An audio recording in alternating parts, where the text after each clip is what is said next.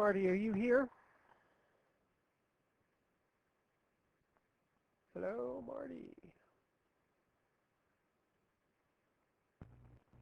Yes, Gary, what's up? Are you on Skype? Gary, can you hear me? I am. Let me just plug my headset back in. Okay, good, thanks. I need to talk to you.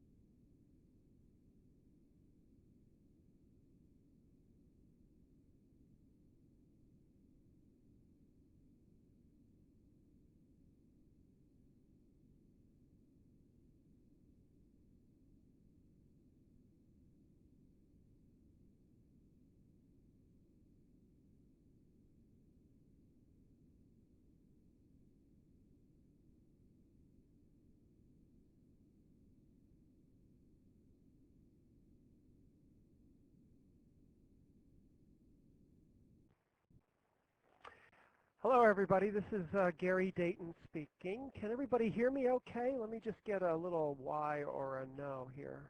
Let me just know that. Good. Okay. So I'm being heard.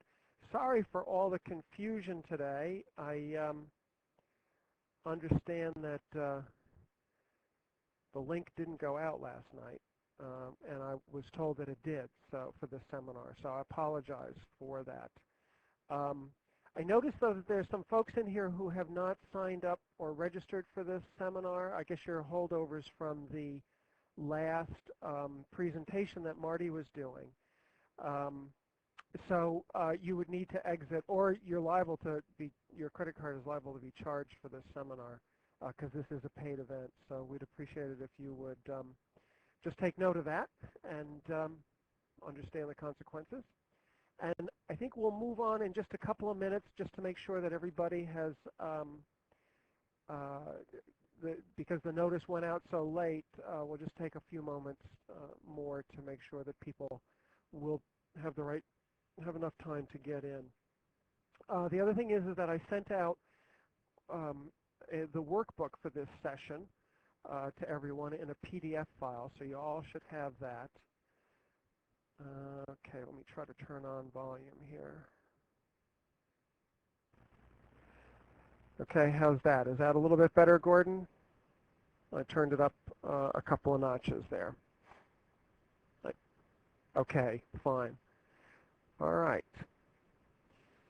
So, can everybody see the slide okay? I assume you can. The first slide here, building trader confidence and minimizing fear. Okay, good. So I think in a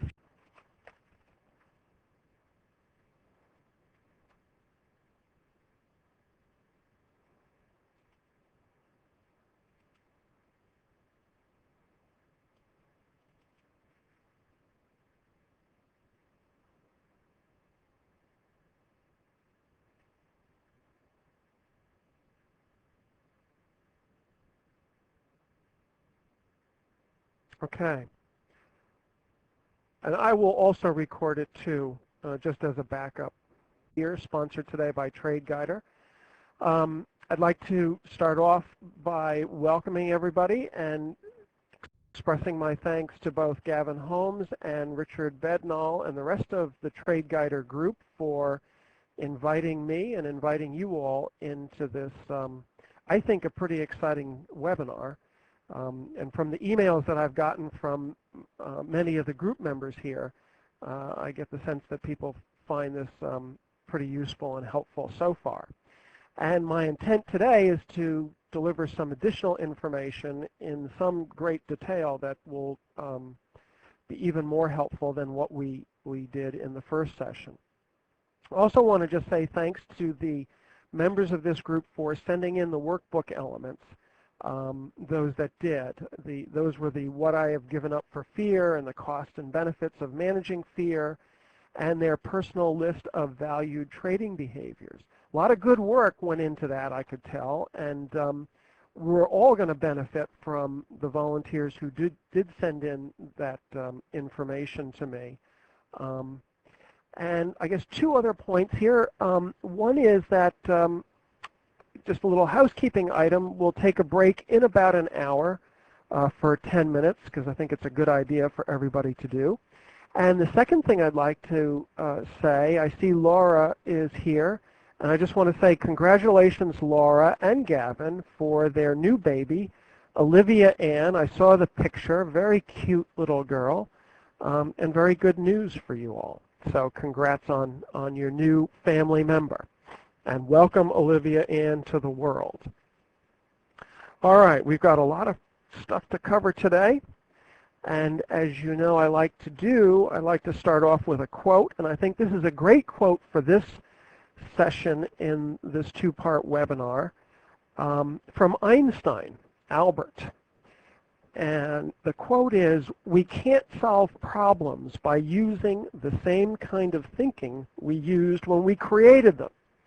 I've always liked this quote, and we're going to talk in some depth today about a different kind of thinking that I think you'll find will be very helpful for for your trading and for developing confidence and for minimizing that struggle that we all have, frankly, with anxiety and fear. But first, I just want to briefly review some of the highlights and major points of the first session. We talked about, and this is a slide from the first session, we talked about the four main factors of fear, and we use the acronym of fear for that. Fusion being the first, and that's responding to thoughts, words, and images, and memories and sensations, bodily sensations, as if they are the same thing as what our mind is telling us they are. And our mind is usually telling us that what we're experiencing are real, that these are real events that are occurring. And, you know, it's just a nice, handy reminder to not always believe what our mind is telling us. And we have the acronym also in fear of false evidence appearing real. And that's useful to remember. We also talked a little bit about evaluation making fear and anxiety a problem for us. Evaluations of our experiences rarely add to the experience. They just serve to beat us up or get us more hooked into the experience. We talked about being hooked in like a fish and struggling against that hook. We're struggling against the fear and the anxiety and the things that are hooking us. And we talked about beginning to notice being hooked as a useful and helpful thing for us, and then noticing what we do next. And towards the very end, we're going to talk about towards the very end of this session, we're going to talk about a very specific perspective called the I view. And noticing what you do next and noticing your hooks are important in that view. And we'll talk more about that as a little bit further in the session. We also talked about avoidance. Fusion and avoidance, by the way, are the two biggies in terms of what makes fear and anxiety so difficult for us. And avoidance is kind of the first line of defense against fear and anxiety, and that's just to escape from it. We want to cut and run.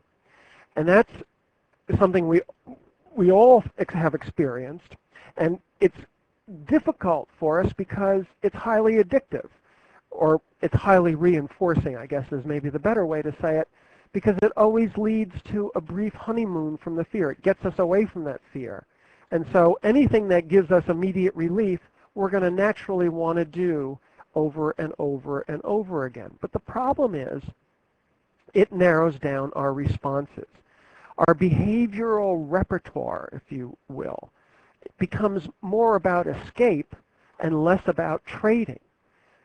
So we narrow our repertoire of skilled trading behaviors the more we experience and practice, if you will, escape and avoidance to get away from the fear. And also we talked a little bit about reason giving, that fear and fairly intense anxiety are good reasons not to do something. I can't pull the trigger because I can't stand the fear. The thing is that our reasons become rules, if you will, and we trade by these rules, and these again limit our repertoire of responses. We had I showed you a model of how fear works for us, and particularly how avoidance works for us. We enter a trade, and we get a fearful reaction. We get that stress response. Remember the flight or fight syndrome with all that physiological and emotional and mental response that we get, and we start believing what our mind is telling us as if it's reality. So we get fused to the stress and the fear, and we want to escape that. We want to avoid that. And although it brings temporary relief, it never builds sound trading skills. It never helps us do that. What we wind up doing is we wind up building good skills in how to escape and avoid fear and reality, but over time our behavior is narrow and we never build that good repertoire of sound, solid trading. So as Einstein suggests, we really need a different kind of thinking. And we talked a little bit about this in the first session. Here's a model that's a little bit different. When we enter a trade, we're still going to have this fearful reaction and this stress response. We can't get rid of this because it's a natural response. But through mindfulness and committed choice, and we're going to talk a lot about mindfulness and committed choice today because these are the real keys, they give us a different perspective. They give us a different approach. They give us a different attitude and posture towards fear and fear and stress. And so by mindfully focusing more on the trading tasks at hand rather than what our mind is telling us as reality, that's what mindfulness does for us, we're able to better manage the trade. And win, lose, or draw, as we do this, we begin to expand our repertoire and build new skills as we are able to reflect on our experience and how we manage the trade, rather than having just an escape and a release experience. We have a real trade experience that we can then reflect on and build new skills from. And that helps us and serves us well as we enter a new trade. So it's a different kind of thinking. And this kind of thinking, using mindfulness and committed choice, and by the way, committed choice, what I mean by that is committing to appropriate trading actions as the situation may demand it, rather than the, say, dysfunctional actions of escape and avoidance of the anxiety and the fear, okay? So when we use mindfulness and committed choice, when we practice this well, we find that it's one of the very best ways to enter the zone or peak performance. Have you guys heard of the zone? How would you describe it? Let's just take a moment here and just tell me how you would describe being in the zone, because that's what we're kind of aiming for here over time and with a fair amount of practice and all of this stuff. Anybody?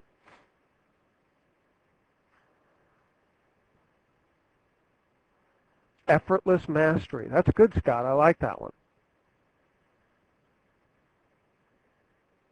Canceling out distractions. A real acute focus. Lack of fear. Not so sure that it's lack of fear, Jay, but we'll talk about that more. Focus with no distractions, right? And if you have a plan, trading within the plan and an ability to execute the plan. Yeah, when I think of, those are really good descriptions of the zone. When I talk to traders and athletes and others and have them describe the zone, here's what some of them say. Time tends to stand still. It's like I have enormous amounts of time to do what I have to do. I don't feel rushed. I don't feel pressured. Effortless effort.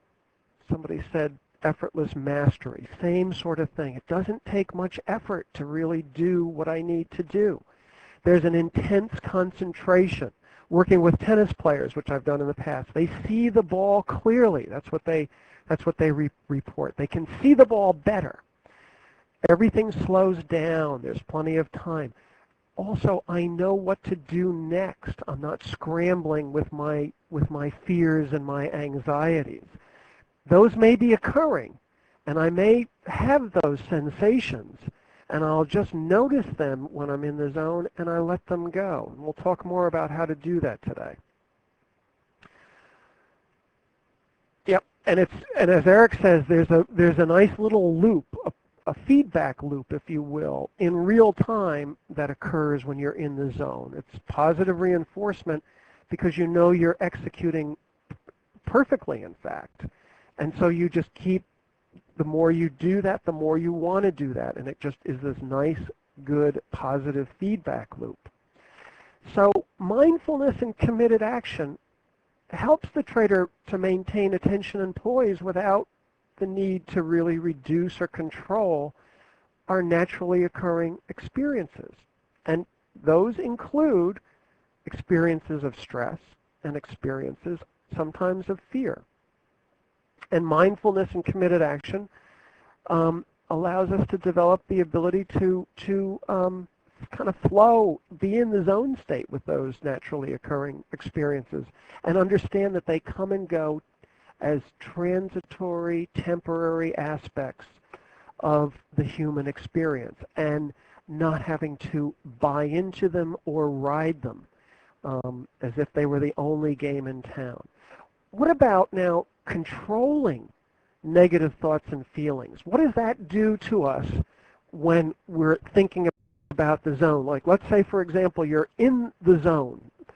You know, just imagine yourself immediately being put into the zone, magically being put into the zone, and you notice a little bit of fear, you notice a little bit of anxiety, and now you think, I need to control that. I need to reduce it or eliminate it. What do you think that's going to do to you and your ability to stay in the zone? Anybody?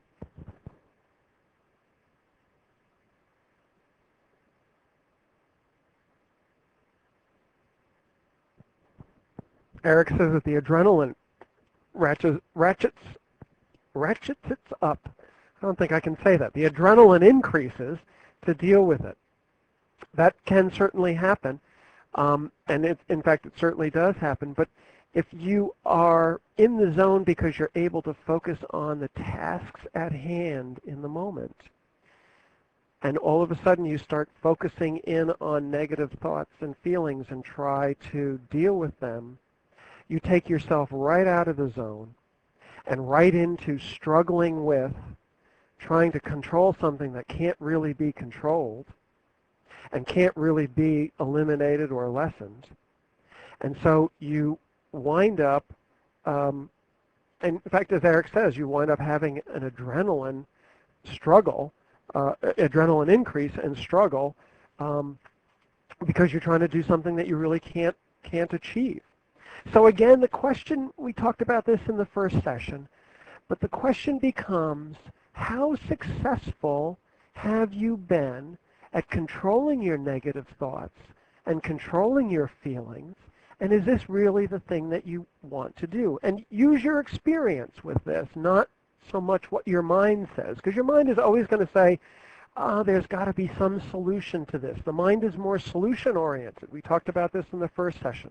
It's great at planning, it's great at comparing and contrasting, and it's great at formulating solutions, but it's not so great at dealing with things like stress and anxiety and fear. So use your experience about this. All right. Yep, Tom says we've had absolutely no success in trying to control the fear in trading, and that's absolutely right. The more you try to do this, the more you're involved in the struggle with it, and the more you take yourself out of being in the zone of focusing on the things that are important to you, which in the midst of a trade is focusing on the bars, the volumes, the spreads, and what you need to do next. Okay? Now, you know, Tiger Woods, the great golf champion, enters the zone all the time. But you know, funny thing is, he's often quoted about feeling nervous in big events. And here's a kind of a cool quote from him. He says, quote, "The challenge is hitting good golf shots when you have to. To do it when the nerves are fluttering, the heart pounding, the palms sweating. That's the thrill," he says. Well, it may be a thrill for him because he's experienced at this, but what are we seeing here? That even Tiger Woods, maybe the greatest golf champ, well, I don't know if he's the greatest, but he's a great golf champion for sure. Even he gets the fluttering nerves and pounding heart and sweaty palms, right? So here's the question. Where's his focus? Is he focusing in on his fluttering nerves and pounding heart? Or is he focusing in on what he needs to do to hit the good golf shot? Right? That's something to think a little bit about here. This is kind of the theme that we're going to go to as we move along here.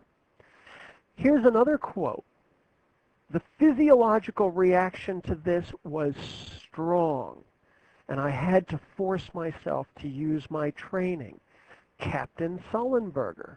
Captain Sullenberger was the fellow, the pilot, the senior pilot on board the U.S. Airways flight that ditched in the Hudson River just outside of New York City a couple of weeks ago.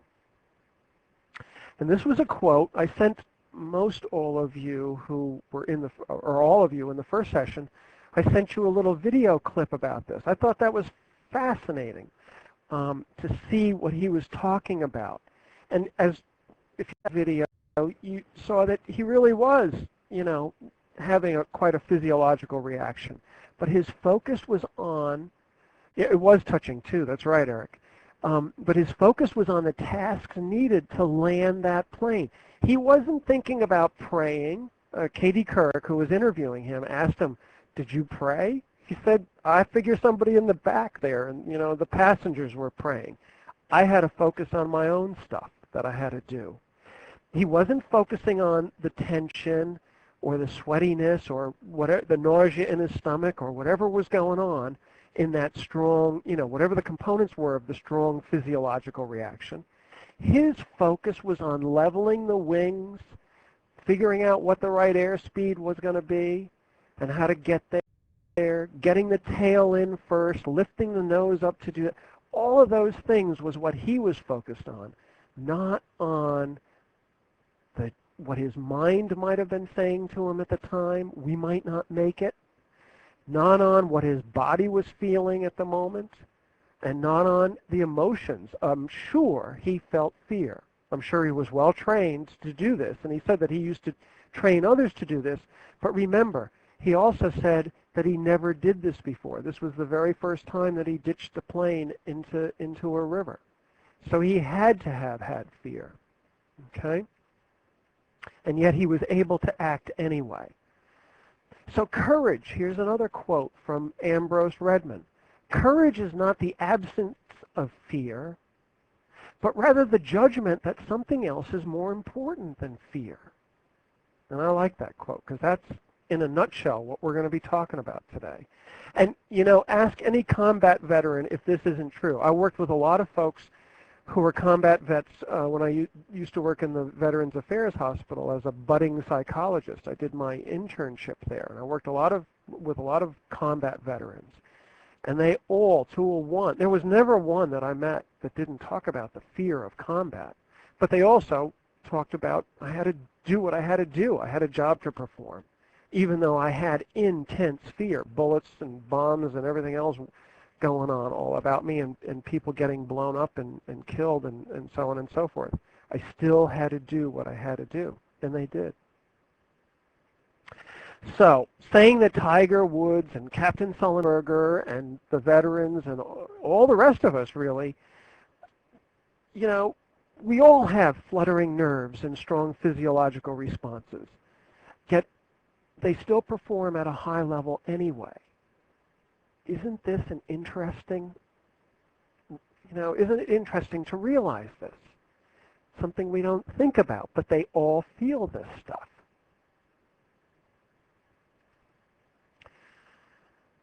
So a focus on what our mind is telling us and the tension in our body and the emotions that we're feeling, that's what we call self-focus, versus focusing on the tasks we need to do to land that plane or to take that golf shot or to enter that trade by setting the stop, setting our exit location, observing the volume, observing the spreads, looking at where the closes are, all the things that we do in VSA as we trade. Self-focus leads to negative performance, and a task focus leads to positive performance. I mean, it's pretty basic, but really, how can this be any other way, right? It's when we try to find ways to think better, feel better, be more positive, avoid the negative feelings, control the negative feelings, use positive instead of negative self-talk. or control in any way what the mind is saying, all of that stuff just goes to hinder performance. And when I talk about performance, I mean it hinders our ability to trade well. Okay? And so let's talk a little bit about some of the things that we discovered for ourselves when we are self-focused on the fearful thoughts and the feelings. These are some of the examples, some of your examples on how a self-focus leads to negative performance. These are some of the responses to the questions about what we gave up for fear and what the cost and benefits are in trying to control fear that I asked you all to complete in the workbook that I sent out. So here's some of the costs. And this is your words, not mine at all. I missed a substantial profit. I missed taking perfect VSA setups because I was fearful or because I had anxiety. I canceled orders and missed good trades. And Tom says, yeah, cancel if close to becoming an entry, right?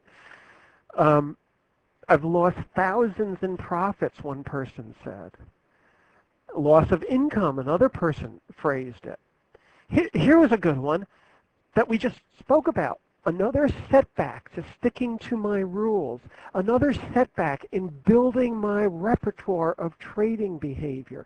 Another setback in being able to learn how to trade and trade well. Amazing costs.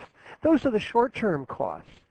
The longer-term costs, sort of the same kind of themes. I'm always cutting my profits short. Again, I'm not learning how to hold on to a trade until it gives me a good profit.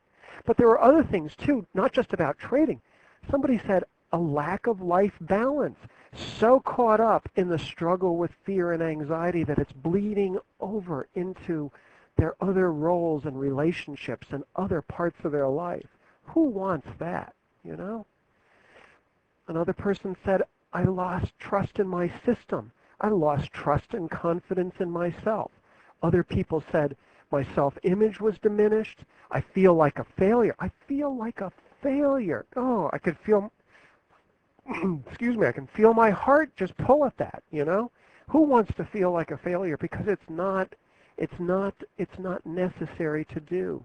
No self-esteem, depression. Oh God, depression. I've worked with depressed people. Lots in clinical work that I've done. It's not a happy place to be. And failing to develop as a trader. Okay, so these are some of the costs. What did they get out of this? What were the benefits, I asked folks to kind of record and send out. Well, I got a temporary relief from stress. I didn't have to confront my fear. And I was able to stop the stress, at least until the next trade. So those were the benefits. Were there any more? Somebody said, absolutely none, with the exception of avoiding dealing with fear. And another person, actually several people said, no long-term benefits that I can note. No long-term benefits. A heck of a lot of short-term costs. No long-term benefits noted. So what does that tell us? It tells us trying to control our fear and anxiety does not work. If nothing else, if you come away with nothing else from this webinar, just at least come away with this. It doesn't work. We need something different. We need to start thinking differently to solve this problem. As Einstein said, we can't use the same kind of thinking that's created this highly damaging response to fear. We really need to get out of our heads. We need to get our heads out of our way. Excuse me. I misspoke there. We need to get our heads out of our way. You know, our goal here is to deal with the effects of cognitive activity, our thoughts and our feelings, to remove the effects, not the actual activity, not the actual thoughts, not the actual feelings, because we can't do that. But we can start to reduce the struggle with the fear and the anxiety, and that will reduce the effects of this activity on us. Control isn't the answer. So let's start to think about a different way here. What if all the effort we put into thinking and feeling a certain way was just doomed to fail? What if no one can consistently control his or her feelings? Tiger Woods can't. Captain Sullenberger couldn't. Why should you be able to? So what if it isn't even necessary to do so? What would you do then? What would you do then? What if it wasn't necessary to control our thoughts and our feelings? What, just if a few of you would just give a response to that, what would you do? What difference would that make in your trading?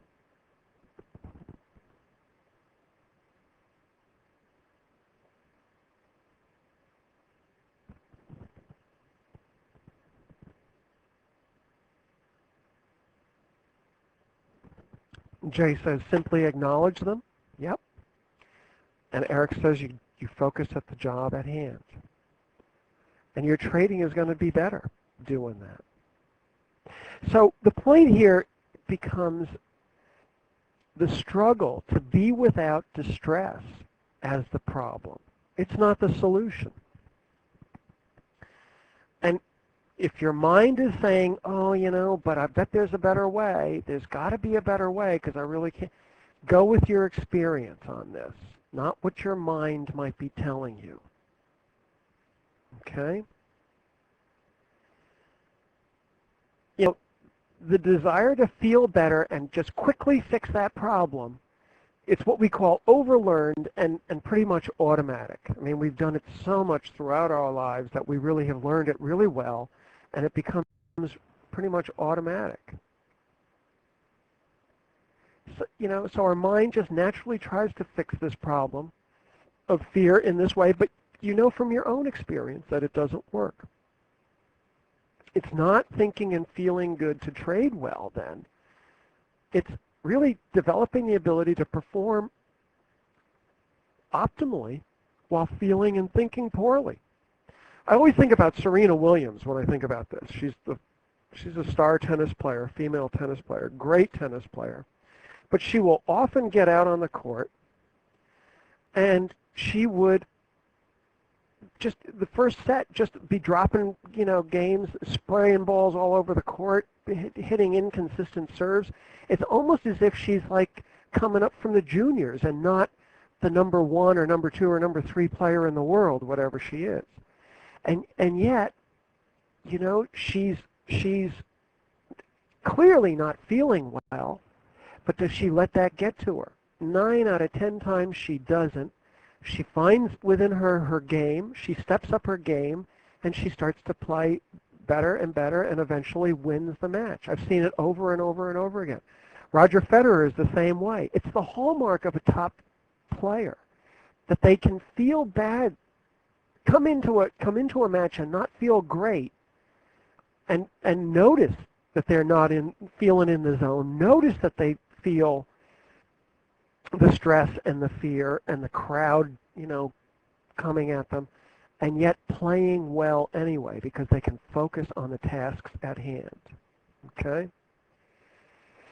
And, there's one thing that I want to just say to you all, that the recognition that we don't have to control fearful thoughts and emotions should be liberating. It frees you from the belief that eliminating or controlling emotional states is possible. It really isn't. I mean, controlling emotions. Just here, look. Show me joy right now. Just show me ecstatic joy. Show me unbelievable surprise and incredulity. Get surprised. Become incredulous. Can't do it, can you? Can't show me joy. Can't show me surprise. If we were all sitting together in a big auditorium and we had lots of people around us, I would say, fall in love. You think you can control emotions? Fall in love with the person sitting next to you. Now, that assumes, Eric and Debbie, that you guys aren't sitting together, all right? You can't control your emotions. You really just can't do it. It's a myth.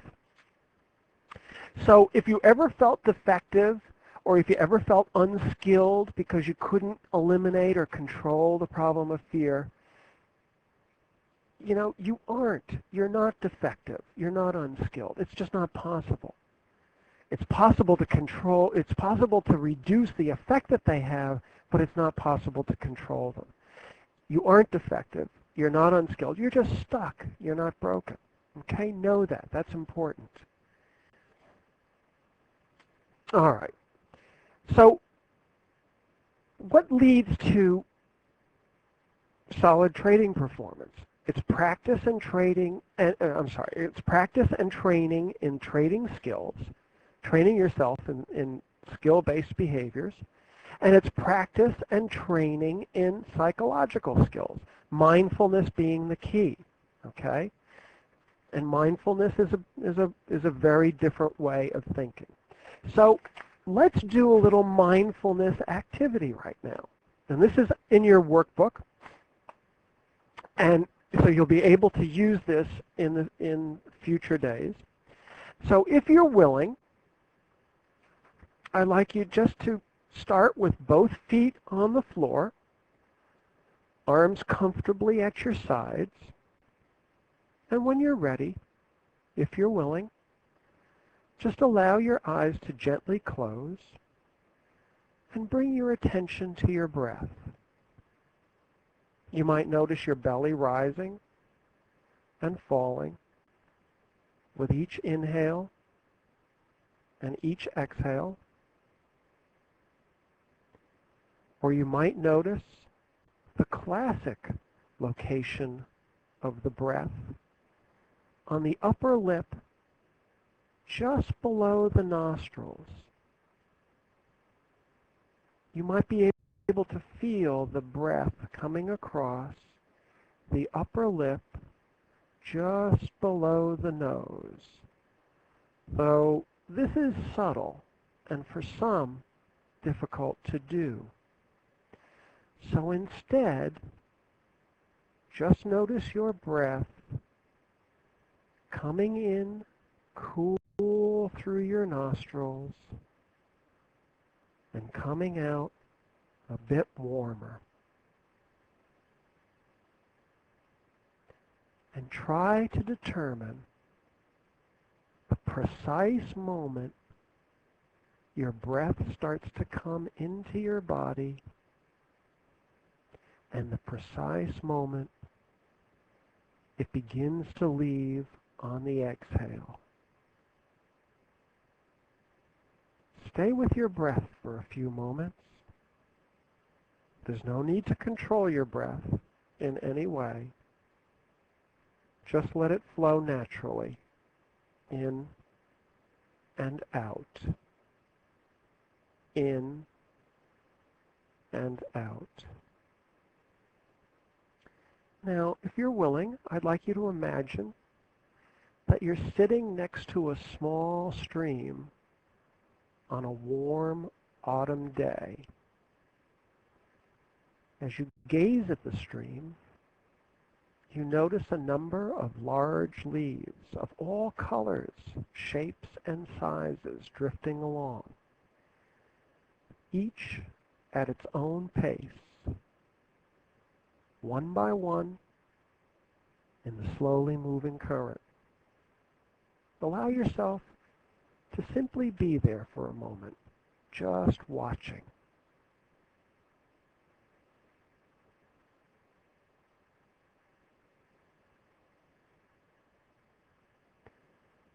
And when you're ready, gradually bring your awareness to what is going on inside you. Notice and label each experience that shows up. Thoughts, feelings, sensations, desires, impulses. pay attention to what's happening in your mind and in your body, and then label it. Perhaps you're thinking, I'm bored. Well, notice that thought and label it. Ah, thinking. As each thought and feeling and sensation comes into your awareness, notice them and then gently place them one by one on each leaf floating by. Take your time and observe as each leaf floats towards you, then watch it as it slowly moves away, drifting along as it carries the contents of your mind and body downstream and out of sight. And then return to the stream for the next leaf. And place another thought or feeling or memory or impulse on its own leaf and watch it as you let it float away.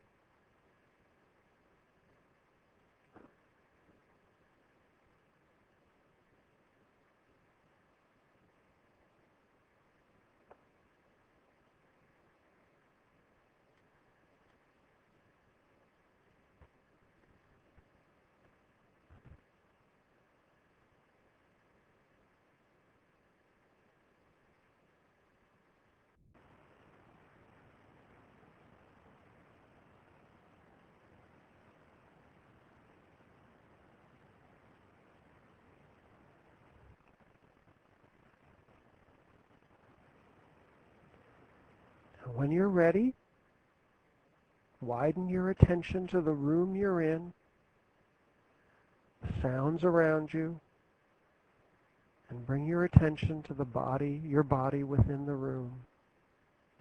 And then open your eyes and come back present to the present moment. So that was mindfulness. That was a little exercise or experience in mindfulness. And mindfulness is just noticing what your mind is saying to you, accepting what's being said, and accepting what's being felt as naturally occurring events that are not necessary to judge as good or bad, and not necessary to control or alter. And we also talk a little bit about mindful attention, which is the ability to focus on the important task. And in the little leaf exercise that we just did, there were two tasks that you focused on. One was, first, the task of breathing and noticing your breath, either in your belly or on your upper lip or through your nostrils.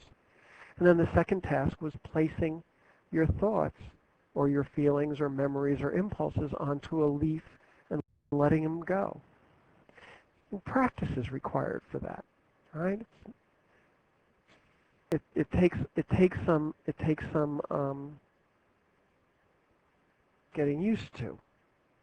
I'm sorry, it takes some skill. So let's just get a quick sense of what your reactions were to that. Did you have difficulty staying on task? Those of you who did this?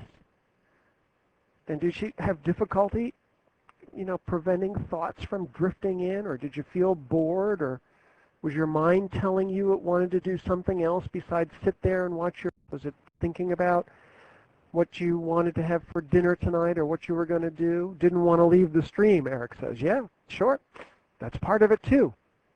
It's your mind saying, I'm very comfortable and I don't want to do what you're doing. Jay says, totally irrelevant thoughts kept sneaking in.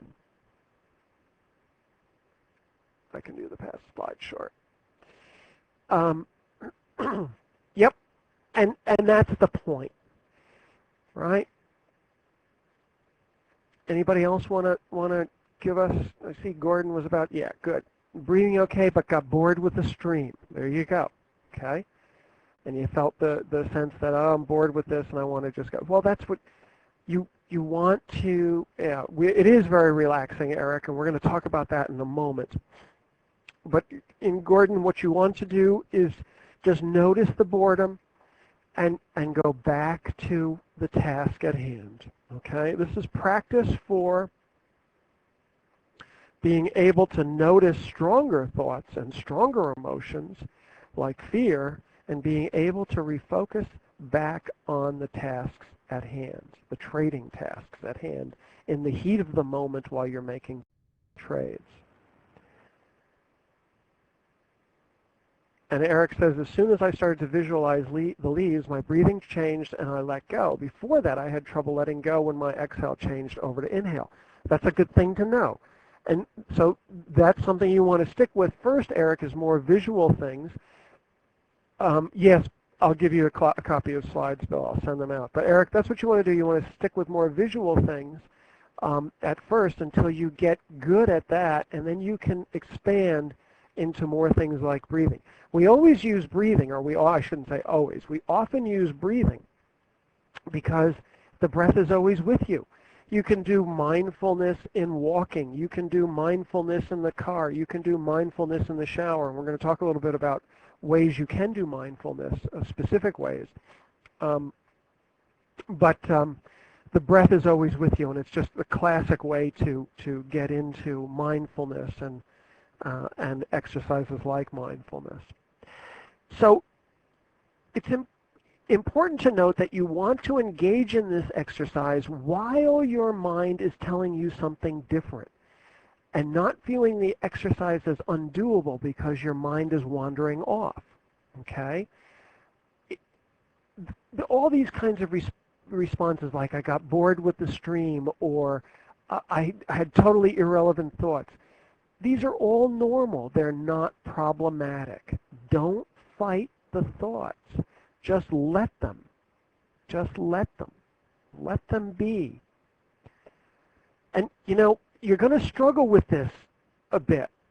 And because our mind is so tuned, it's so overlearned, and it's so programmed and so automatic to want to solve the problem. And this is not solving the problem. This is acknowledging thoughts and sensations and letting them flow.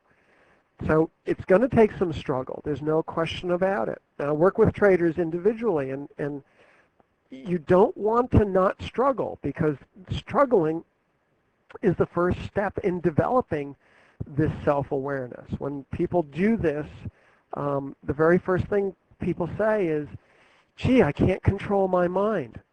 Exactly right. And you don't want to try to control it. Okay?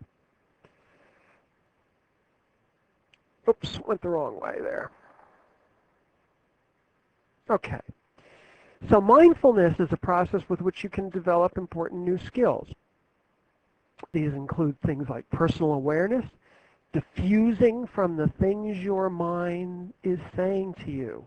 Diffusing, not being fused with, not believing the mind as saying things are what it says it are, but diffusing. It's a new way of thinking. It's also a good way of placing attention where it's needed. So developing personal awareness of our mental and emotional states through mindfulness allows for these overlearned automatic behaviors that don't work. It allows them to be replaced by more what we would call functional behaviors and actions.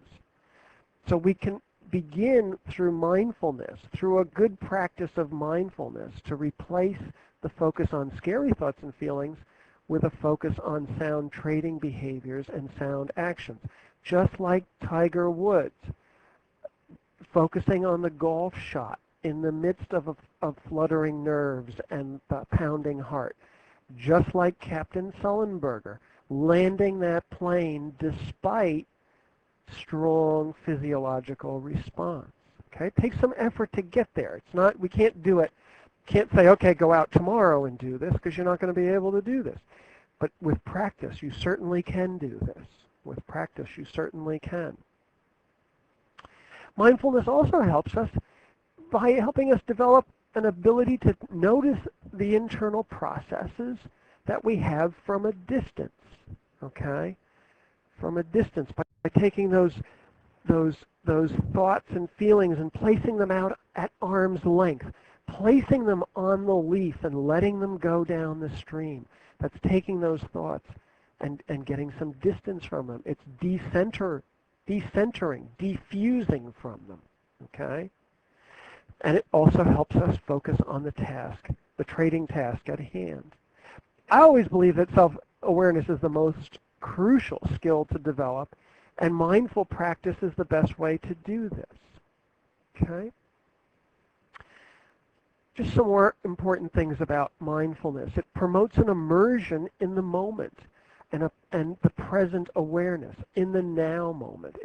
This is the time where actions happen, not yesterday, not tomorrow, but now. Not the past, not the future, but now. And mindfulness brings us into the now. And that's when we can act in our best interests, when we're focused in the now. Fear takes us into the past. We remember a bad trade, or it takes us into the future. What's going to happen if I lose? Okay, mindfulness brings us back into the present and helps us to refocus on what's important to us. Okay, we can experience the distractors and the discomfort through mindfulness and still move ourselves in the direction of valued action in the moment. And I'll talk more about this later. It's also helpful to know what mindfulness is not. Somebody said, oh, I got really relaxed. It's not a form of relaxation, and it's not a form of positive thinking. It's not a trance-like state. Doesn't promote a blank mind or hypnosis or any of that stuff, okay? But it even took me a heck of a lot to accept this distinction at first, because mindfulness techniques do lead to a relaxed mental and physical state and do relieve the cognitive noise that's in our heads all the time. And your mind is going to try to latch on to that. And if it does, that's okay. Just notice it for what it is. Thank your mind for that. And just recognize that it's more of your mind saying something that isn't. Okay? All right. And as we experienced, we find things just pop into our heads, even important things that have to get done, but this is really the point of mindfulness. These thoughts are always with us, and there's no real need to make any effort to get them to go away. All right? Here's a good kind of rule of thumb to think about. There's a real difference between mindfulness and mindlessness. Okay? We can view mindlessness as an awareness that our minds and our bodies are in different places. How many times, for example, during the last hour has your mind wandered off? You know, you're sitting there at your computer, but maybe your mind is on the bad trade that happened from Friday, or what's for dinner tonight, or one of my favorite things is to think about a favorite street side cafe in Paris. You know, our mind creates all kinds of stuff for us, and it's always generating this stuff. And it's in a different place than where we are presently, where our bodies are. Our bodies are always in the present, but mindless mind is always in the future or always in the past. And we want to bring, mindfulness helps us bring our mind together with our body in the same place in the present moment. The present's where life is.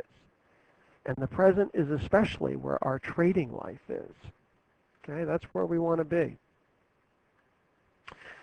All right, I want to talk a little bit about fusion. We talked about this last session, but we said that fusion is when we believe what our mind is saying is truth or is a reality, and it's something that we feel compelled to respond to. So it's what our mind's saying. You know, if we're in a trade and the mind is saying I've got to get out because I'm afraid, then that's, and we see that as truth, that the market's going to go against us and we've got to get out.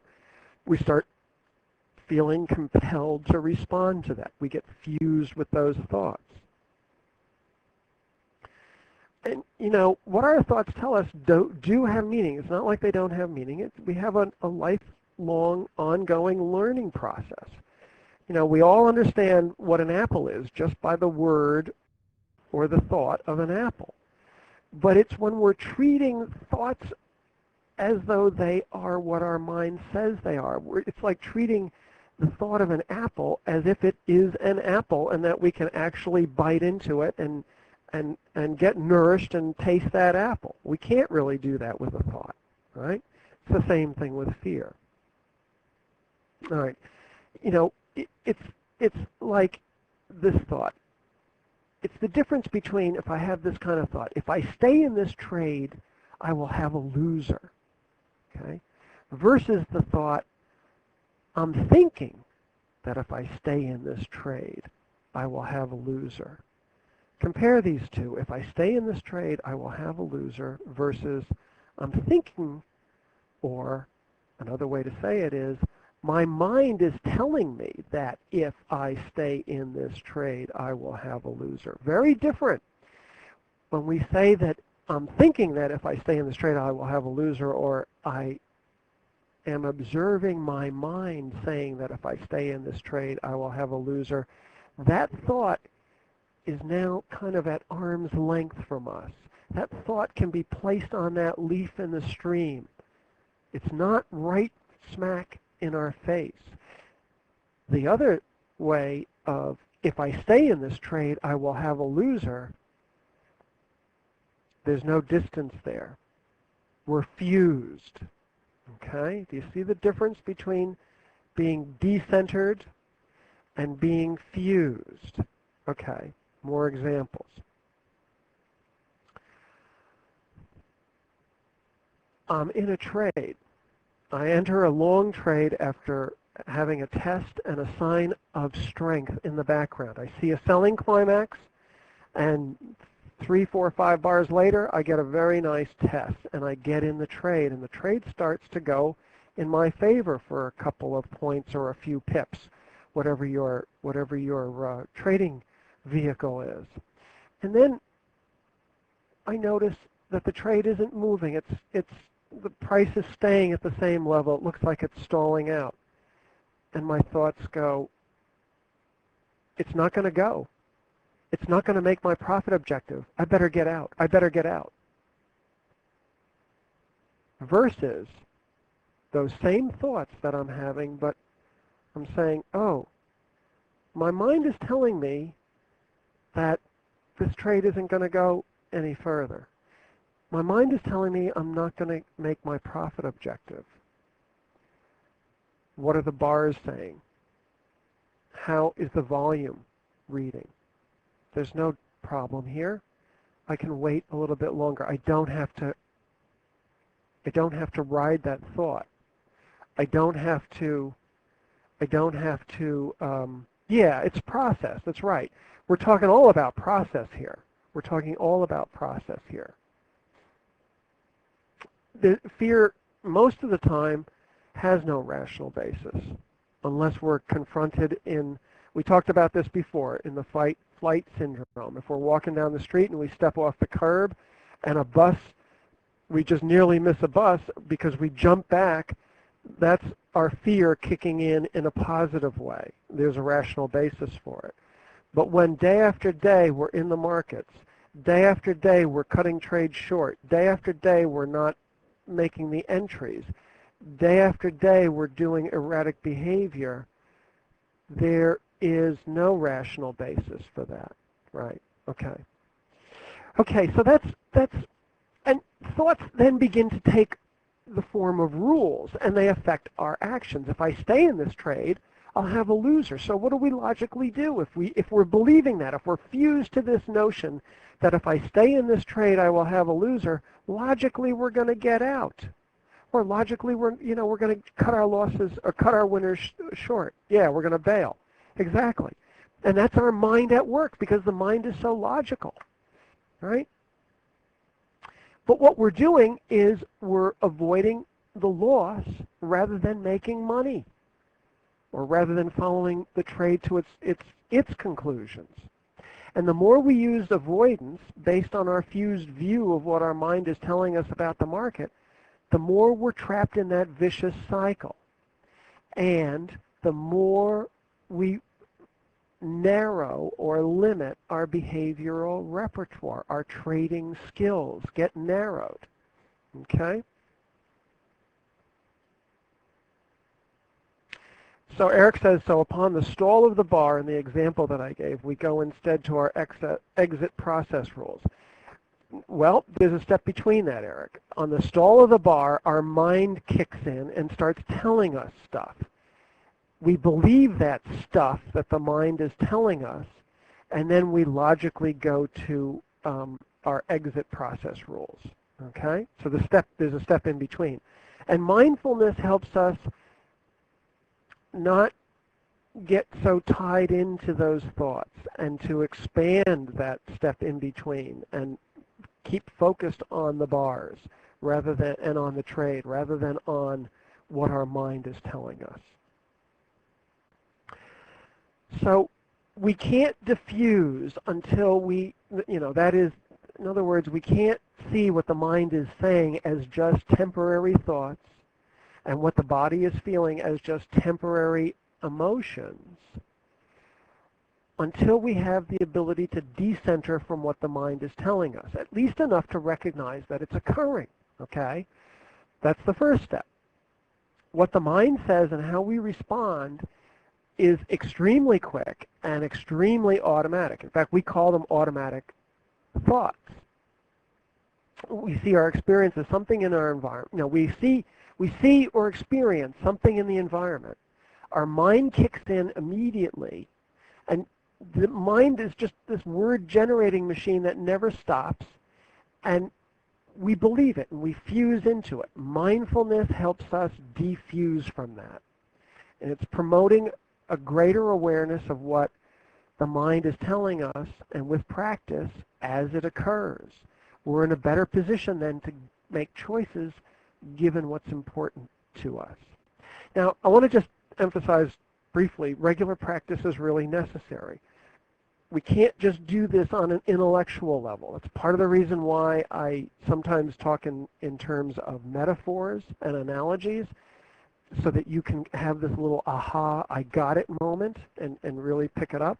It's also why I actually am using mindfulness experiences in this webinar. Even though it's over the web, you still can experience it. Practice really is necessary. Doing it on an intellectual level is nice, and you pick up some information, but to be able to use it, you need to struggle through it a little bit, and you need to develop the skills of mindfulness so that you can apply them in the heat of the moment in your trading. It takes effort to do. And we're going to talk a little bit more about that as we go on here. So let's just take a little bit. Here's a little graphic or a little model about how mindfulness and diffusion work so that you get a good sense of this, okay? With the regular practice of mindfulness, we develop self-awareness. And that begins to break down the automatic process of immediately responding to what our mind is saying, okay? As we get a little bit more time from automatically responding to what our mind is saying, it gives us an opportunity to set our thoughts out a little bit, set them out at arm's length, for example, and examine them a little bit, and because they're not so automatic, and now we can look at them and we can decenter from them or defuse from them, and diffuse from what the mind is telling us, okay? When we can do that, then we can refocus our attention onto the demands of the trading situation as it might be needed. We can exit a trade if the market's going against us with a high volume bar, right, and some wide spread. We get out of a trade then. But if not, then we manage the trade. And do that enough over and over, and it results in more confident and more personally successful trading. And it also begins to expand your trading skills repertoire. You become a better trader, not a better escape artist. Okay? How are we on time now? I guess, shall we take a little bit of a break, about 10 minutes? Does that sound good to everybody?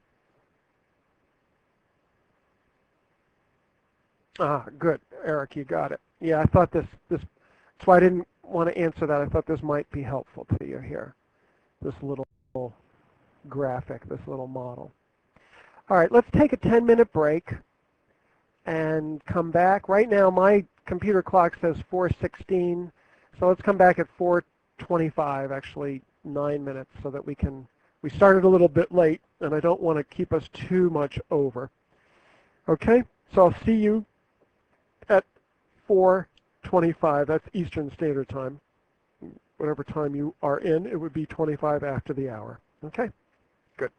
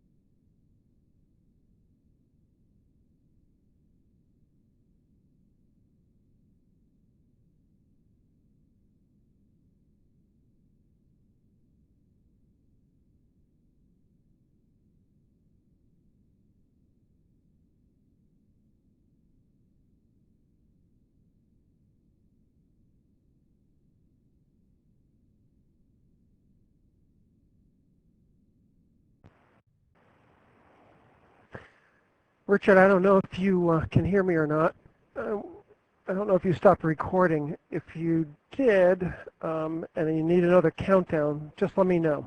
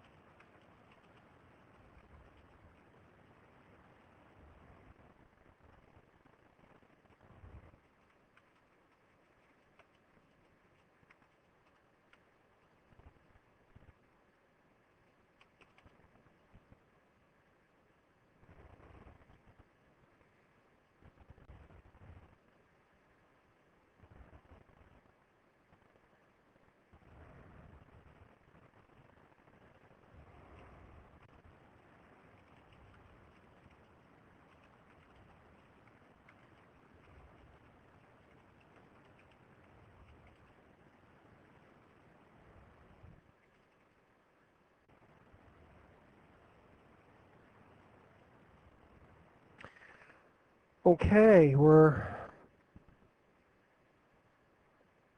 back here at my time is 4:26. Excuse me, 4:26 Eastern Standard Time, and so I'm guessing that everybody's here. Just give me a Y if you're back and ready to go, and we'll get going with the second half of the second part of this presentation. Okay, good. Terrific.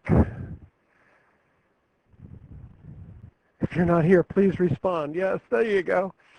There you go, Tom. You're got a nice sense of humor. That's very helpful in trading, I think. All right. So we talked about mindfulness and diffusion, and I think it's pretty clear about how diffusion works, right? And again, I need to emphasize the regular practice of mindfulness, and I'm going to show you a couple of ways to practice this. I've given you, in the first workbook, I gave you one method for mindful practice, and in this workbook, I've given you two, so that's three ways of just doing mindfulness on its own. In other words, setting aside, and it doesn't need to be long, by the way. 10 minutes is fine. If you want to go longer than that, that's okay, but 10 minutes will give you tremendous benefit if you do it regularly. It's like, you know, I said before, you can hear it on an intellectual level. Unless you experience it, it's the, you know, you're not going to get it. It's not going to be meaningful for you, and you're going to not benefit from any of this. I shouldn't say it quite that way, but you won't benefit from this in the way that it's intended. Think about going to the gym. You know, if you wanted to become fit, you would go into the gym and you would, you know, work out with weights or running or spin machines or whatever it is, okay? I'll get to the work. I'll talk about the workbook in a second. Renee, let me just finish this.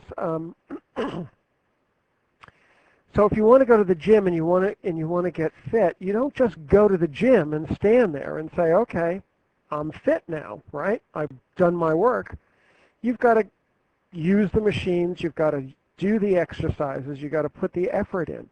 It's the same thing with regular practice of mindfulness. Really should do it every day, and I'm going to show you some different ways of doing it besides just setting aside time. But setting aside time, quiet time where you're not going to be disturbed for about 10 minutes is a wonderful thing to do. I know lots and lots of professional traders, lots and lots of good traders who do that every day. One fellow I know over in Santa Monica gets up at 5:30, and the very first thing he does when he gets out of bed is go and do his mindfulness practice. Walking can count as mindfulness, Gordon, absolutely. There are many methods of walking mindfulness. I can't quite show you how to do walking mindfulness over the internet.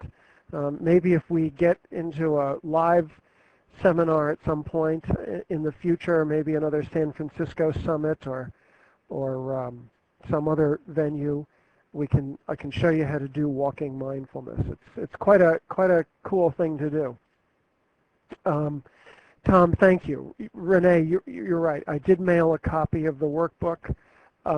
If you didn't get one, you need to send me your email address, Renee.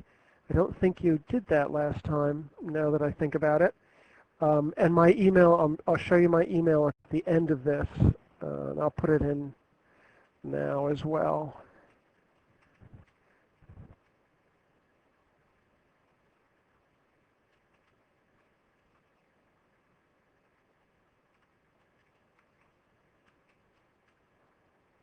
It's Dr. Gary at peakpsychology.com. Just send me your email address and I'll get out this and last session's workbook. All right, let's move on then. You know, lots of times all the information is coming in at us at once and it's easy to feel overwhelmed. You really got no distance from your thoughts.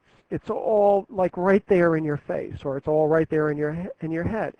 And the more that it's kind of jumbled in and right in your face, the more we're going to be fused to those thoughts and feelings. So here's an example. This is somebody who is about to take a trade, and they're replaying thoughts of painful memories of the last loss and saying to themselves, or their mind is saying to themselves, I can't have another loss, I can't have another loss. And they can't shake this off. And they want this feeling and they want these thoughts to stop. And at the same time, they're feeling extremely anxious. They're feeling extremely tense, keyed up, they said, gripping fear, sick to their stomach, all of those strong physiological responses that we talked about not only in the preview to this, but in the first session when we talked about the sort of global response that we have with fear and the flight-fight syndrome that kicks in, or the fight-flight response that kicks in, which is a genetic response. It's an automatic kind of a response. And then they are hesitating on pulling the trigger, and they move their stops wider to avoid a loss, and they hold their losers beyond the proper risk level. Okay, so this is an overwhelmed view. Okay, here's a way to have a little bit more useful view, and this is you as an observing self. And we're going to do an exercise right towards the end. We're going to do something called the I view. You might want to make a note of that here. And in that, this is, I'll show you exactly what I mean by the observing self. But you can separate your thoughts and your feelings and your actions out a little bit. And I give you a blank form in the workbook to do this, and I would encourage you to do this. When you have a stressful situation occur, use this form to jot down and separate out your thoughts and your feelings. And these are the same things that we saw on the earlier slide. I'll just go back to that here, but they're all jumbled together. And you can just focus on your thoughts, focus just on your feelings, and focus on the actions that you want to take on this. Okay? So it's a more useful view for you. And I'll show you a little bit more how to use that, how to use this in a moment. Gordon asked me if I'm going to be in London. Yes, I'll be at the London events, and I'll also be at the Chicago events. These are the boot camp events in trading stocks, in trading the S&P E-mini and other indices, and in trading Forex. Those are 3 different sessions that are occurring in London, all 3 of them, and 3 different sessions that are occurring in Chicago, all 3 of them. And I will be at all of those events, as will Gavin and Brad Bedford Brown, a fabulous trader from Australia, fabulous Forex trader, and the one and only Sebastian Manby will also be there. And maybe, Richard, if you hear this, you could provide a link to folks here for the registration page for those events. I don't know exactly what it is. I'm sure it's on the Trade Guider website, but just as a little advertisement if you're interested. All right. So let's talk a little bit about how to use mindfulness and when to use it. We talked about doing it as a separate activity, okay? That's certainly one way to do it, and I encourage that. Strongly encourage you to do that. It's a great way to practice it and develop your skills. But you can also use mindfulness in these activities as well. When you're studying charts at night, when you're recording trades, when you're prepping for tomorrow, looking at where your support and resistance areas are, looking at how trend channels have been setting up, looking at higher time frames, the VSA indications that might be occurring there, right? Looking at related markets. All of those things that we do when we prep for the next day can be done mindfully. What do I mean by that? I don't mean much different than some of the exercises that we've been doing. And now I'm going to start to move more into a practical aspect or a practical use of mindfulness. But just notice where your mind starts to wander when you're doing these activities. If you're studying the charts and your mind starts to wander, oh, I wonder what's going on over at Trader's Laboratory. And you find yourself start surfing the net and clicking on the Trader's Lab site or whatever you might do. Just bring your mind back to the task at hand, right? When you start to notice your mind talking to yourself and your mind wandering, just notice then whether you're doing something valued or whether you're becoming distracted. That's mindfulness, okay? You can do it when you're selecting out potential stock candidates, or if you're looking in the Forex markets, the different currency candidates that might come up for trading. If you're reviewing a VSA club video, if you're annotating charts with the VSA indications, whatever you're doing. If you find your mind wandering 5 minutes from now when you're listening to this presentation, gently notice it, gently bring it back to the task at hand. Now, and at the bottom here I say, note what you're saying to yourself, the images that you have, the feelings, the sensations, and then return to your task. The more you do this, the better you're going to be at this. There's another one that I include in the current workbook. It's a structured mindfulness task, and it's called washing a dish. Debbie, you'll probably like this one a lot, or the women might like this for spouses. I'm being, I guess, a little gender inappropriate here, but the idea is not to wash the dishes for the night, but to take a dish or two and mindfully wash it. And there's instructions in there on how to do that. That would be a task that we normally would see our minds wander all over the place and focus on everything but washing the dish. So this is a washing the dishes comes out of a Buddhist tradition. It's got a long history, and it's used in a lot of the traditional practices for mindfulness and meditation. So this is a streamlined version for you that makes it a little more practical and useful for you. But here's a suggestion for you. Here's a nice mindful challenge. Over the course of the next few weeks, do a mindfulness practice every day. Alternate with the leaves on the stream mindfulness activity with washing a dish every other night. And do that for a few weeks. And do mindfulness while you're studying the charts and recording trades and prepping for the next day and reviewing a VSA club video and all of that. And then start to notice. Notice if after practicing this for a couple of weeks, notice if your concentration doesn't improve. Notice if when you're studying your charts and you're annotating your charts, notice if you don't see more things that you didn't see before. Notice if you don't see things more clearly. Notice if time starts to go, kind of stand still for you while you're doing these activities. Notice if you don't see yourself starting to slip into the zone. Okay?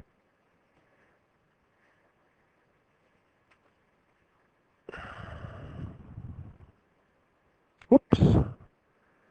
Oh, I got out of, that slide got out of section there. Okay, sorry about that. All right. So to bring us back here, we're talking about mindful exercises or mindful activities that you can do. And you know, all training programs have exercises and activities. Consider this your training program in mindfulness. Consider this your training program in how to begin to reduce the struggle with stress and to build more confidence in your trading. Okay? You need to do these exercises. And there's no other way around it. I can't, even from over the wonders and the miracle of the internet, I can't wave a magic wand and make you stress and fear-free, anxiety-free. You have to do that on yourself, on your own. Okay, so you can also start, and I would encourage you to start using mindfulness in more stressful situations. There's a form in your workbook, and here's an example of it. The form just across the top here, it's called the Stressful Situations form. It has spaces for you to fill in the date and time, the situation that occurred that caused you to have thoughts and feelings and sensations of fear, anxiety, and stress. Something called a SUDS rating, and I'll talk about what that means in a moment. And what strategies you might have used when you had these thoughts and feelings or when you encountered this situation and what the effect was. All right? So we'll go through this. Here the date and time are fairly obvious. The situation was that this trader took a short trade after an upthrust followed by a no demand, but they were in a short trade. They gave a SUDS rating here of 7, and I'll explain that in a moment. And they had these thoughts and feelings and sensations. This is what they observed. They wrote this down. They used that form of separating their thoughts and their feelings from one another, and they were able to record it in this form. I was scared. I knew this market is going to get me. That's what they were saying to themselves. I know this market is going to get me. And they felt tension in their back, and they had a dry mouth, cotton mouth, which we know is a normal experience from the fight-flight response. Okay? We talked about that last session. And they used these strategies, eye view and observing the self. We're going to talk in some depth about that in a few moments, okay? Also surfing, another thing I'll talk about in some depth in a few moments.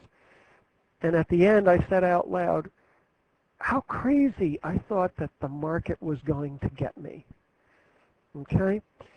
So this is a form that you can use, again, to help you become more mindful when you confront a stressful situation. It doesn't mean that you handle the situation, the stressful situation, perfectly. It doesn't mean that you handle it, extraordinarily well. That's not the point. The point is to start to begin to observe your thoughts and your feelings and your sensations in a mindful manner. Okay? That's the idea behind this. Okay, what's this SUDS rating thing all about anyway? What does that mean? This is something we use. We call it subjective units of distress. Oh, that's such a psychological term, isn't it? It's so psychological, I couldn't resist putting it in here.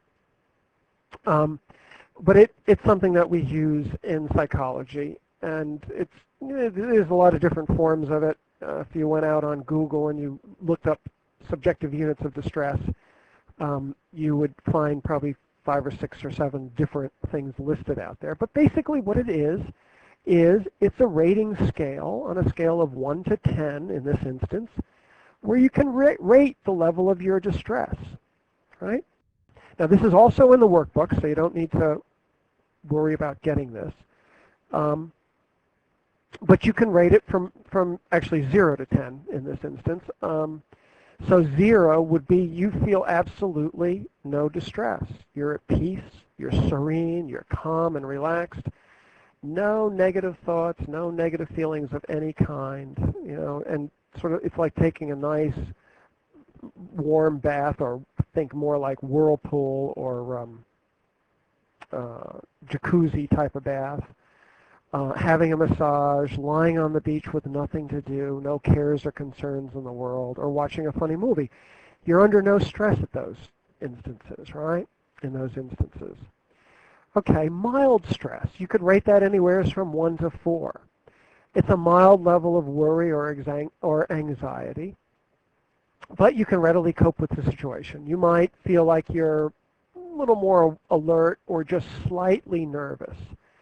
At the lower end of the scale, you might have to make a special effort to notice the unpleasant feeling. At the higher end, you might notice those unpleasant thoughts. And some examples are athletes before a competition, and even confident speakers before a presentation. Something that I always feel, this mild level of anxiety before making a presentation. Used to be much higher than that. I used to have to do all kinds of things to try to control the anxiety before I spoke in public, all to no avail, mind you, but I did them anyway until I finally learned it didn't make any sense to do that.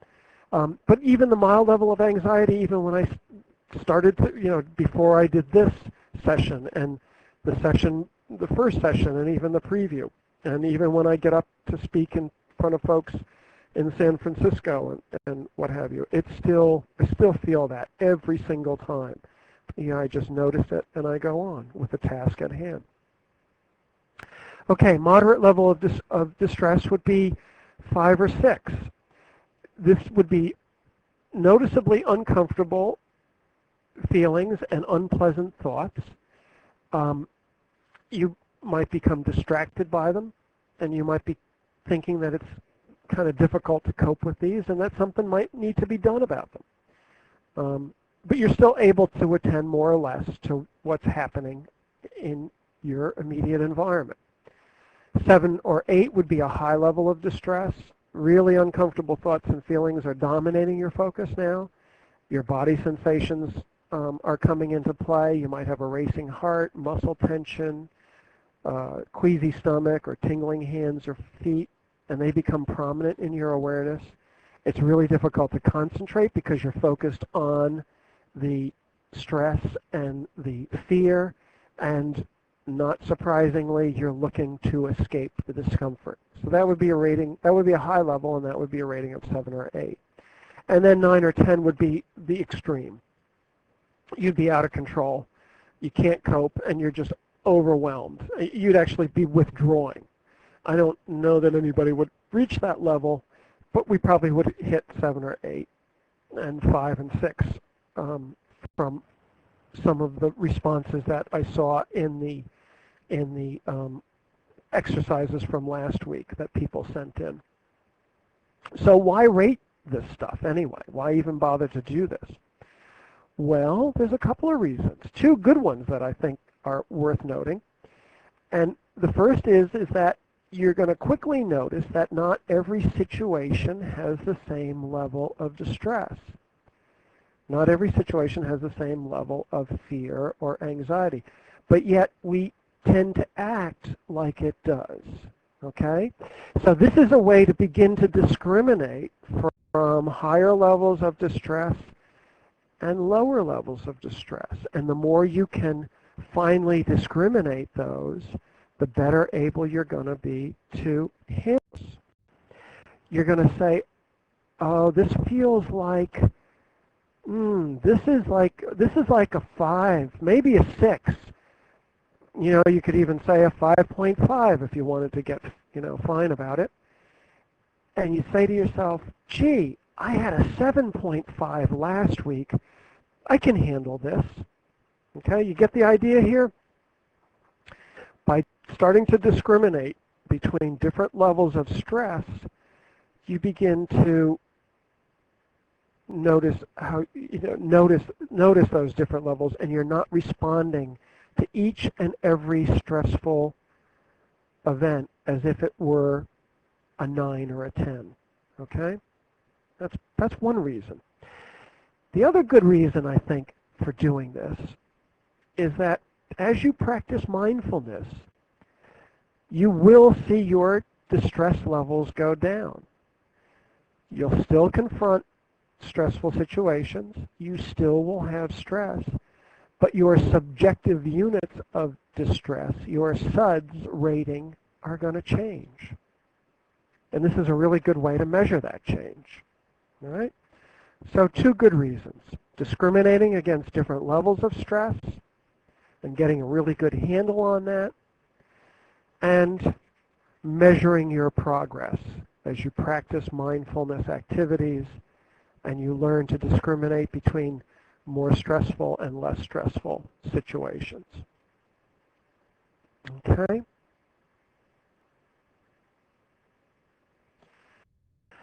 Oh, before we leave that, is there any questions on that? Are we all pretty clear on this?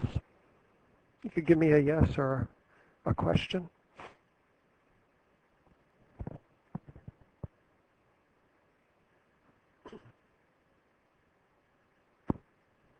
Okay, people are saying yes. I don't see any questions here. Okay, so we'll start to move on.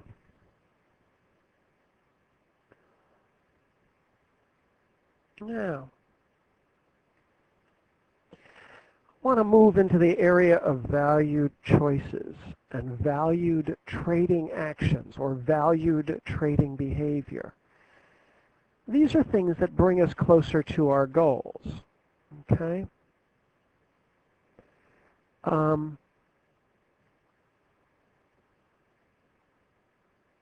Versus emotion-driven choices, which don't. Okay? Now, there's lots of good research that shows that performers across all different fields, whether it's trading, athletics, being a surgeon, being a chess master, whatever the field is, a lawyer, doesn't really matter. All those performers, if they focus on values and valued actions, they're more likely to train harder and train more consistently and get better, build better skills in their chosen field, whether it be trading or surgery. They will get better at it. They make better choices, especially when they're facing hardships or negative thoughts and feelings. Okay? When they're focused on valued choices, they make better choices. When they're also more perseverant in day-to-day activities that ultimately lead to the goal of achievement. And we'll talk a little bit about this in a minute. But there's nothing really new here. I think we all know this stuff, right? That if we're focusing on the values of our craft and we're focusing on valued actions, we're going to get more skilled, we're going to train more and get more skilled, we're going to make better choices, and we're going to persevere. Makes sense, okay? And through this, high-level performers all develop what we call mental toughness. And the way we define it is an ability to act in a purposeful way, systematically and consistently, in the pursuit of values and valued actions, meaning good trading behaviors, right? even and especially when faced with strong emotions that we as human beings just naturally want to try to control or eliminate. But they don't try to do that. They continue to act purposefully. Think in terms back to Captain Sullenberger and Tiger Woods. You know, they still have those strong emotions, but they still act in a purposeful way. So let's take a look at, whoops.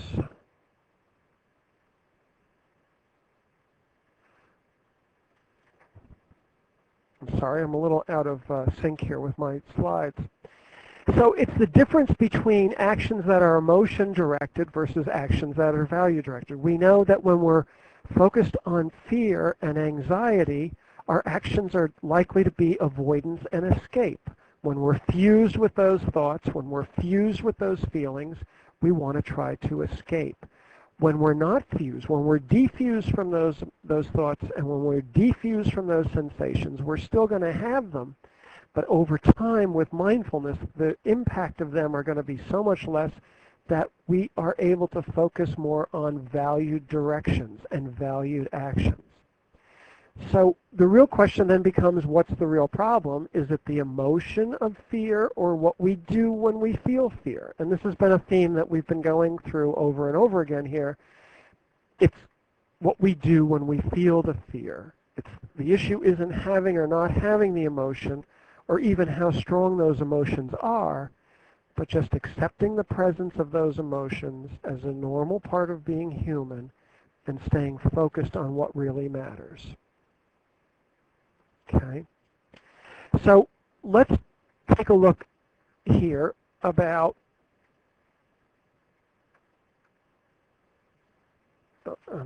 let's take a look at some of the examples of value-directed trading actions that are your examples. Again, thank you for the folks who sent these in. These are very helpful. But let's just take a look at some of these. And if anybody wants to add to this list as we go along, let me know, or just type it in. Some of the things that people said that are valuable trading behaviors that lead to solid trading performance. Following a daily trading routine, right? Creating and following a plan. Some folks may not have a plan, but that's really important to have. If we aren't well planned, it's really tough to be in these markets. And then following that plan. Keeping the evolving phase and the pattern of the market in mind, not just the immediate bars. This is something that I see a lot of traders, a lot of novice traders do. They're focused on the immediate bars. They see a no demand, and it's in the middle of nowhere. There's no sign of weakness in the background. There's been no buying climax or stopping volume to the upside. Or there's been no upthrust that's occurred. Just a no demand, and they don't understand why it is that when they take that trade, they get nailed every single time that they do that. And then as they get nailed, they get fearful, and as they get fearful, they learn how to fear the market. We talked about that, okay? So this is a really good, valuable trading behavior that we should be doing, is keeping the background in mind, keeping the evolving phase in mind, not just the immediate bars. One trader said, I have 8 personal rules, and I need to follow them. He's already defined those personal rules, most likely from his trading plan, and he knows that these are valuable for him or her, and she or he wants to follow those because they know that doing so will lead to good trading outcomes. Okay? Holding the trade to the profit objective, isn't that a great, valuable trading behavior? Okay? We talked about cutting winners short, and it's a common problem when we are focused on our fears. Always setting a hard stop and not moving it away from the price action just to give it a little bit more room and eventually get nailed on that. Another solid trading behavior. Use a written checklist to verify the trade. Another good one, right?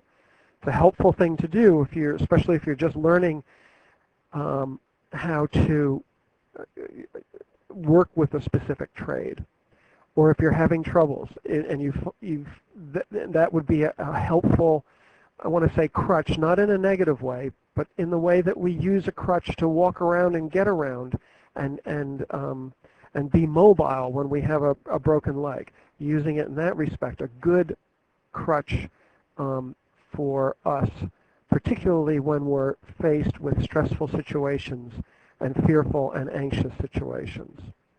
Trade only true VSA setups. That's a good one. I like that. Not taking any pretty trade that comes along, but things that are actually well-proven, solid VSA trade setups. Another valuable trading behavior. Trade only setups that are part of my plan. Okay, having a plan, following the plan, trading only those setups. Record all my trades. I have a sense that if we polled everybody in here, and I would be one that would affirm to this, that I don't record the losing trades, right? I don't record the trades that I was fearful about and get out of, but recording and then reviewing all of our trades is something that just leads to good trading and profitable trading. Practice trading for 2 hours a week, at least 3 times a week. Oh, I like this. This person's a behaviorist like me. I love this. Practice trading. Practice trading is really important. I could go on for a whole session on this. But this is how you get good, is using bar replay or getting the charts out, printing out charts and covering them up and just doing one bar at a time, and practice that trading. Even though you're not putting any money on the line, and even though people say, oh, it's not quite the same, it's not quite the same, but it will give you excellent chart reading skills. And I say I like this, and it's behaviorally defined because it's very specific. He's going to, or she's going to practice trade for 2 hours at least 3 times a week. Very specific. I like that. They can measure their progress that way, okay, and see how well they do. Not in terms necessarily of how many trades did they win or lose on, but how did they do with their practice of practice trading, given that they said for 2 hours a week, 3 times a week. Did they do it for 2 hours, 3 times a week, or did they not? Again, review my trades and learn from the losers.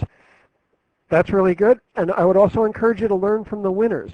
Look at the losers, understand what went wrong, understand what went wrong, and then set them aside. You don't need to necessarily dwell on them. Look at the winners too, and focus on those and really kind of burn those into your memory so you got those in the future.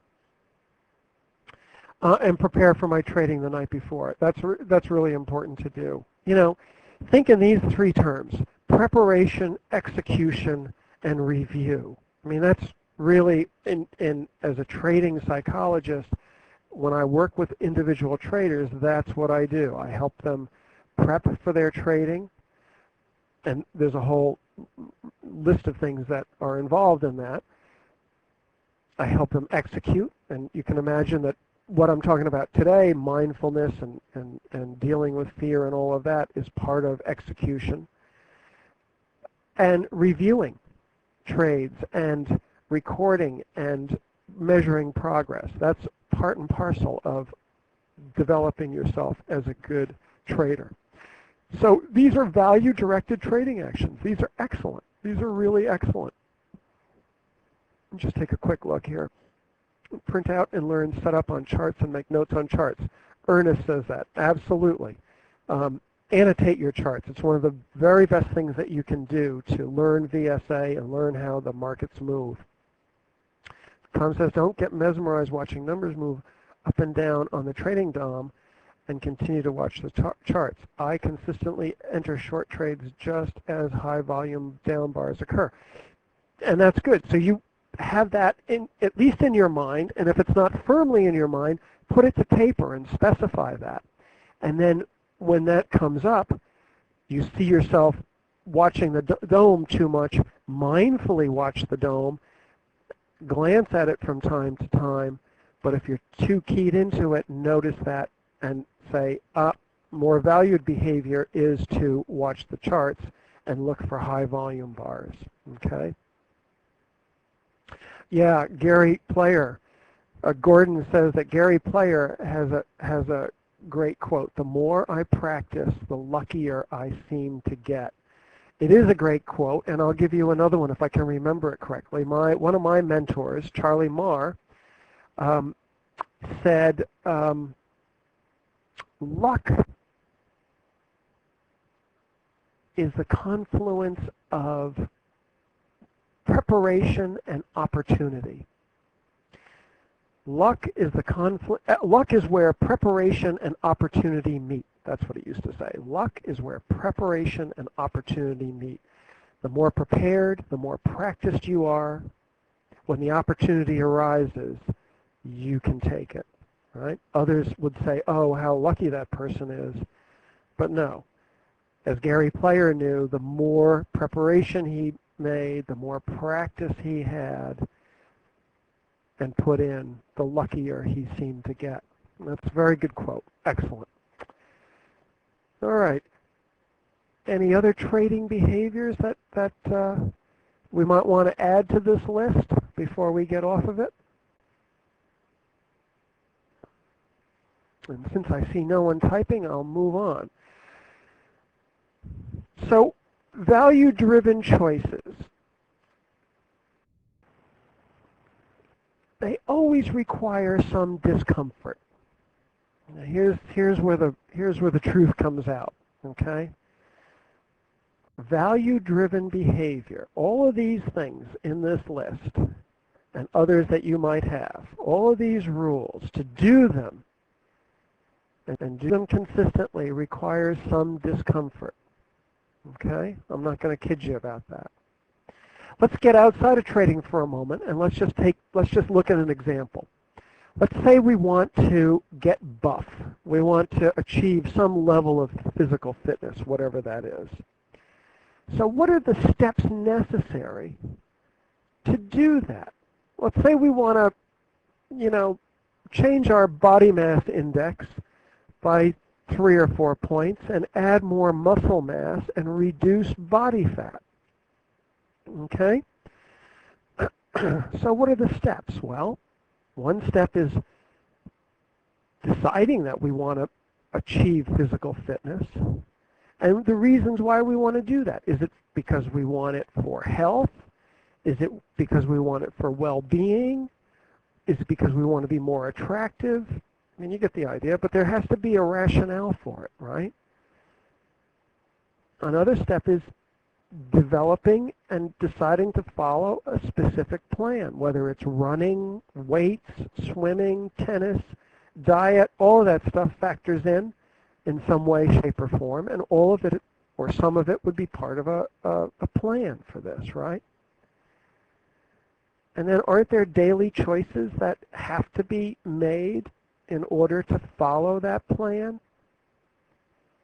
And isn't there a willingness to experience some level of discomfort and yet persevere with our plan? We might be tired. We might be hungry. There might be some more attractive event or thing we might want to do rather than go work out. But we've got to make that choice, and hopefully we make that mindfully, right? And the reality is that many choices need to be made across many days and many weeks and many months for those benefits to be realized, right? That's kind of discomforting if you think about it. You have to keep doing that over and over and over again. You got to keep making those same choices to follow that same plan, and you got to be willing to, in a way, sacrifice some of the comfort that you might feel when you're tired and say, I don't really want to do that. I'd rather be comfortable and just sit and be a couch potato and watch, South Park or whatever is on TV. Or you might be hungry and you trying not to eat fattening foods and you see a piece of cake and you say, I'd rather satisfy my desire to be sated rather than deal with the discomfort of this because I'm trying to lose weight and lose body fat on my BMI, right? How different is this from trading? Not really. Not really. We have to also experience some discomfort if we want to put these value-driven behaviors and actions into place. Yeah, where's the magic pill when we need it? There is no magic pill, I'm sorry to say. And in all of this, just keep in mind, and it's a theme that I've been repeating throughout here, but emotions are not the enemy of trading. Just remind yourself of this. Emotions exist, and they're always going to exist. It's the things that we do to eliminate or control emotions that are counterproductive. You demonstrated that there's no consistent success or benefit in eliminating fear by the remarks and comments that you made. And we know clearly that the patterns of avoidant behavior interfere with trading. So the key is to notice them. Notice the emotions and notice the thoughts and letting go as best you can and staying focused on the demands of the trade and maintaining commitment to what matters in the long run rather than choosing to reduce a temporary feeling. You have to do what matters, even if sometimes it doesn't feel so good. You do what matters in the service of what's meaningful to you, okay? And we're talking now about acceptance and willingness. They're related to achieving personal goals. When I talk about acceptance, I'm talking about acceptance of some of these discomfortable or uncomfortable feelings and thoughts. We know that avoidance is connected to the short-term control or relief of personal discomfort. Acceptance, the opposite of that, and a willingness to experience the discomfort in the service of reaching our personal goals is what we're talking about. And it is so there's really two foundations to helping yourselves minimize the struggle with fear and develop more confidence in your trading.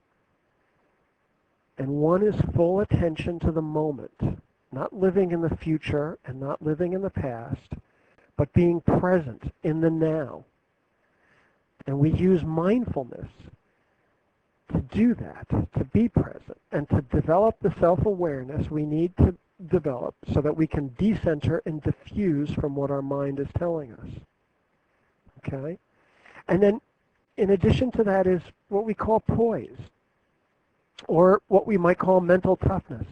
It's clarifying valued behavior and actions in our trading, understanding we just can't control those feelings and your mind's fear-based thoughts and images, just can't do it, and accepting these as temporary thoughts and as temporary emotions while being committed to pursuing the actions and choices of value.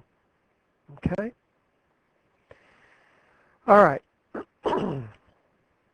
Now, it's not always the easiest thing to do, and I understand, and we're going to talk a little bit about how you can surf some of this stuff and how you can handle some of the more distressful times a little bit better.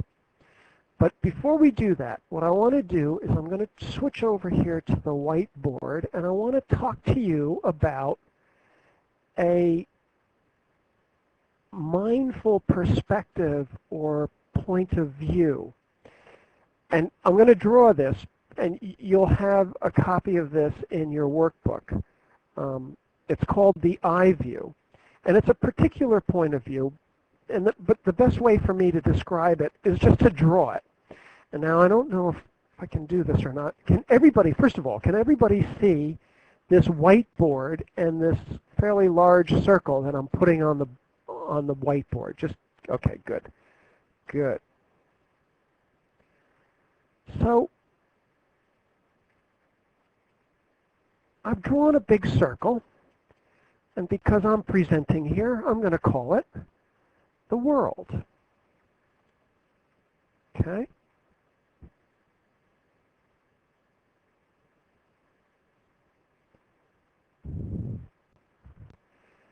And into the world,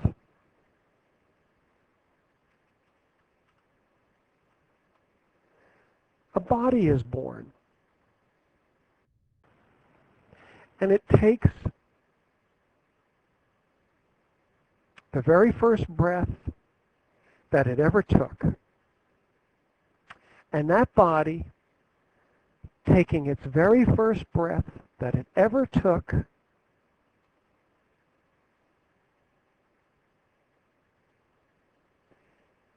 is you.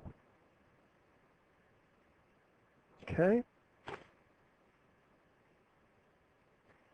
In your mind's eye, just imagine for a moment taking the very first breath that you ever took. And at the same time, you open your eyes and you begin to see light and objects out in your environment. And you notice that your skin, you start to feel the air around your skin, and as you touch things with your hands or your toes, you feel those objects. And you begin to smell different smells and taste different tastes. All five of your senses, all five of your senses begin to take in information and bring the world into your awareness. Now, this point of view of the you taking in pure information and looking at things just as they are, right? This you that took its very first breath, taking in all this information through your five senses, is just taking in information as it is. No judgments are made. It's just as it is. It's just information as it is. So as you're taking in all this information, at some point,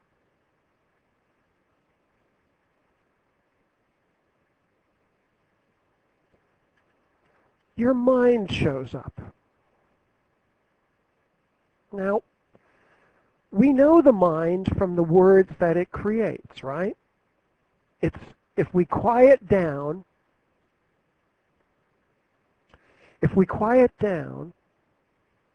you'll notice your mind starts creating words. Your mind really is a word-generating machine. It just fills in the blanks. That's what it does. Okay? Now we're going to use two sets of words here.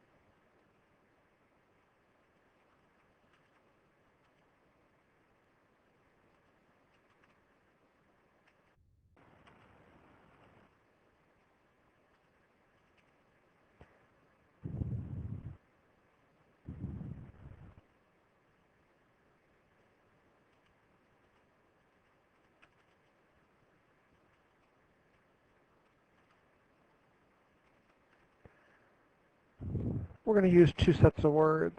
Oh, that didn't come out, but that's valued actions. Suffering and struggle and valued actions.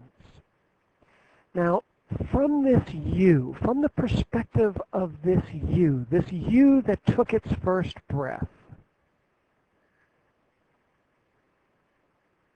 from this point of view, you can notice things. You can notice things in the world. You can notice your body's reaction to things in the world. You, the you that took its first breath, from this perspective, you can notice what's going on in your mind, what your mind is telling you. That you that took its first breath, is always there to notice. We often call this the observing you. You can observe your mind at work. You can notice and observe your body and sensations and feelings. And your five senses notice what's going on in the world about you. Now, from this perspective as well, this mindful, observing you, the you that took its first breath, can also notice things about your body and your mind and the world in a non-judgmental way. It becomes much more easy to do from this perspective, from this you that took its first breath point of view. You don't throw judgments out about good or bad, right or wrong from this you. Remember, this you that took its first breath, took in the world through its five senses just as that information was. No judgments, just as it was. And you can still do this from this observer point of view. And so this you can notice your whole body moving through the world. You can notice yourself moving through the world. And you can notice whether your mind and your body and your whole you can notice whether it's moving towards suffering and struggling with fear and anxiety, or you can notice whether it's moving towards valued actions. When you take this observing you, this you that took its first breath, when you take this perspective, you can notice which way your body is moving, towards struggle or towards valued action. And because you can notice it, you can begin to make better choices about whether you want to move towards suffering and struggling, or whether you want to move towards valued action.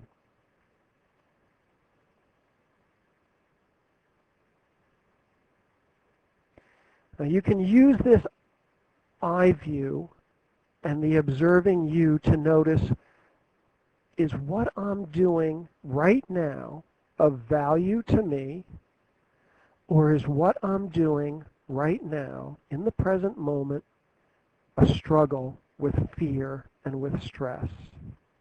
Okay? Is what I am doing right now in the present moment of value to me, or is what I'm doing right now in the present moment a struggle with fear and stress? This is the view of mindfulness. And this is what we call the I view. And here it is in a little bit clearer form. Okay? And here's the question that always goes with it. Given what's important to me, am I willing to do and am I willing to experience, given what's important to me, what am I willing to do and what am I willing to experience to move in the direction of valued actions in the present moment? Okay? Am I, as in my observing you perspective, in my I view perspective? And we say I view because we always talk to ourselves in terms of I. That started out as I view, but as I'm explaining it to you, I have to use the term you. That's just something that my mind forces me to do, I guess, right? So you can use this view, this perspective, to see if you're moving more towards struggling with suffering, struggling with fear and suffering with anxiety, or are you moving more towards valued action? Okay?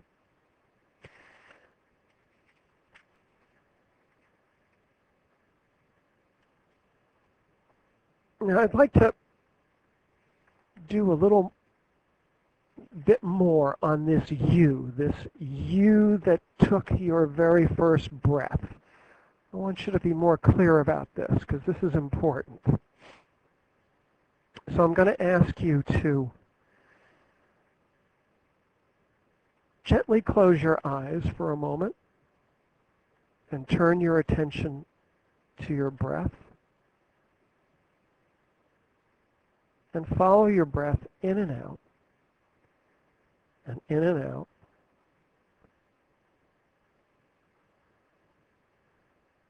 And now from your breath, just gently turn your attention to the sensation of your back against the chair that you're sitting in.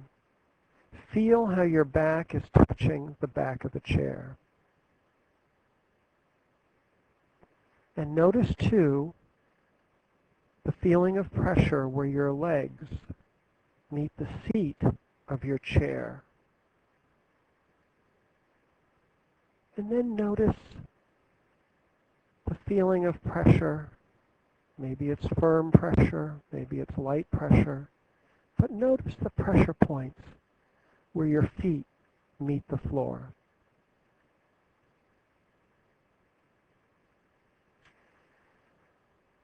Now, see if you can imagine yourself in your mind's eye at the other side of the room, watching yourself sitting in the chair. In your mind's eye, just see if you can notice yourself watching yourself from across the room.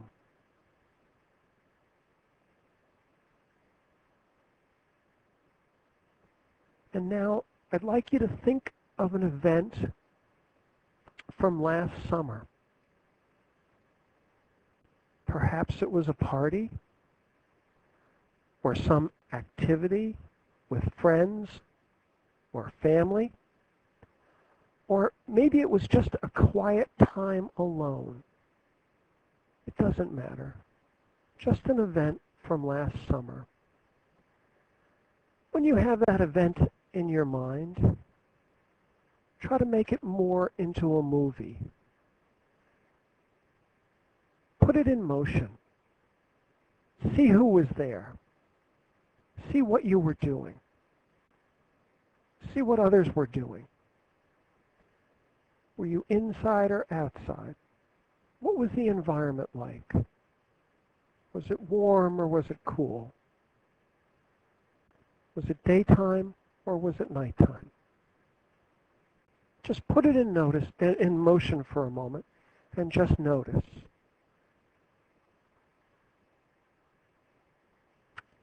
And notice yourself in your movie from last summer.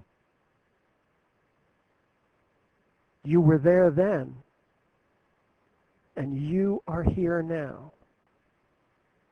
Just notice that. And now, if you're willing, I'd like you to think of a time when you were a teenager. And perhaps you can see yourself as a teen. Notice that your body was different as a teenager from what it is now. Your body has changed, but you, the you that took its first breath, are not your body. You are the same today as you were last summer and as you were as a teen. You've had many different body sensations over your life. You are not them. You've had many different emotions since last summer and since you were a teen. Emotions come and go, and you're not your emotions. And you've had thousands and thousands and thousands of thoughts since last summer, and even more since you were a teenager. And what you thought then is different than what you think now. What you knew then is different than what you know now. But you, the you that took its first breath, are not your thoughts. You are you.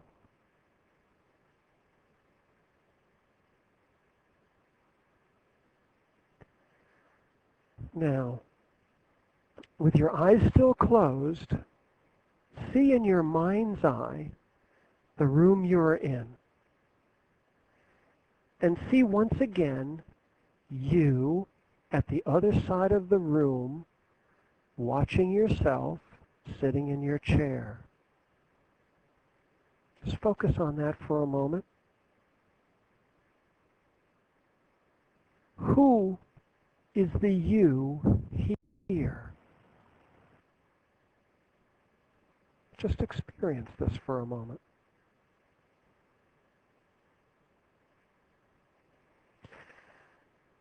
And when you're ready, reorient to your room and take a deep breath in and open your eyes.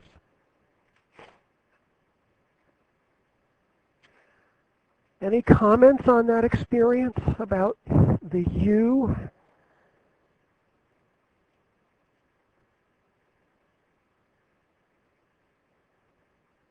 The you in the I view is the same you looking at yourself from across the room. It's the same you looking at yourself from last summer. And it's the same you looking at yourself as a teenager. It doesn't change. And you aren't your thoughts, you aren't your emotions. And that same you is the observing you. It can be your coach, if you will.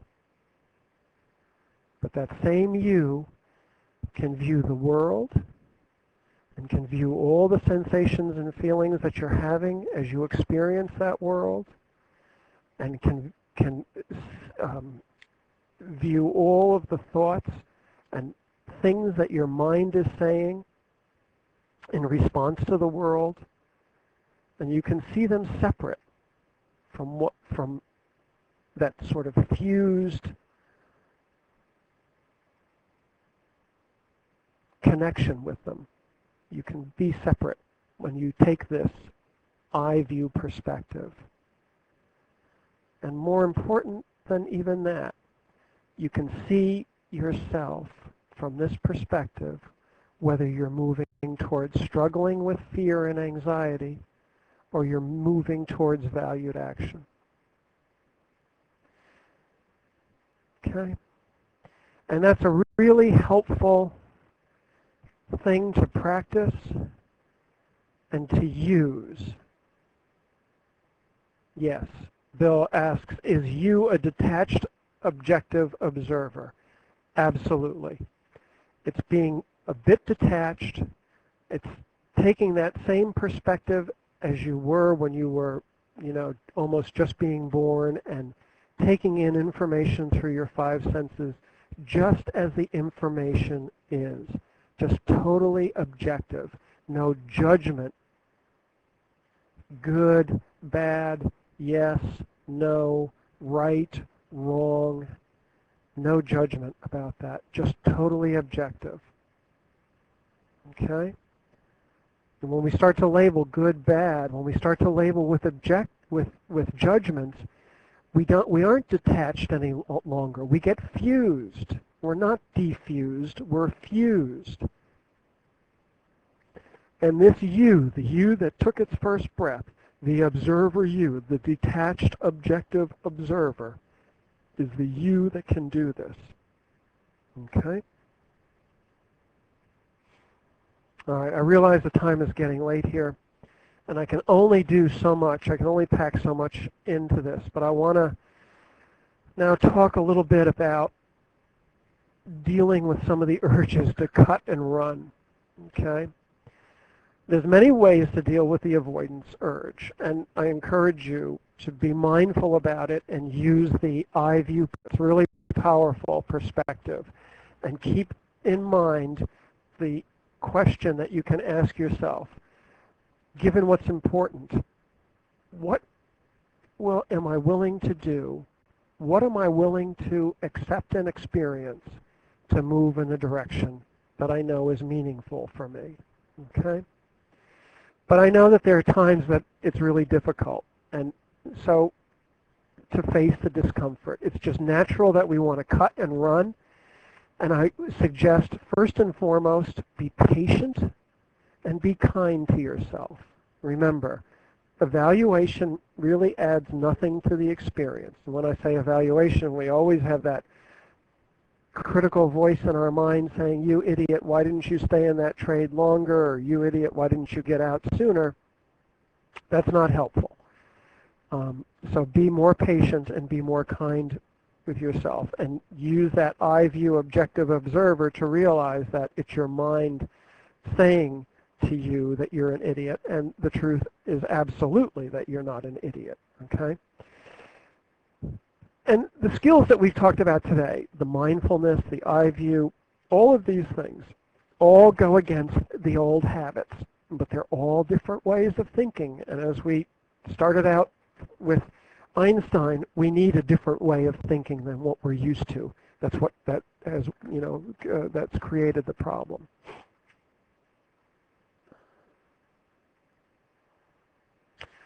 Tom asks, is lack of confidence in what you see in your setups a manifestation of fear?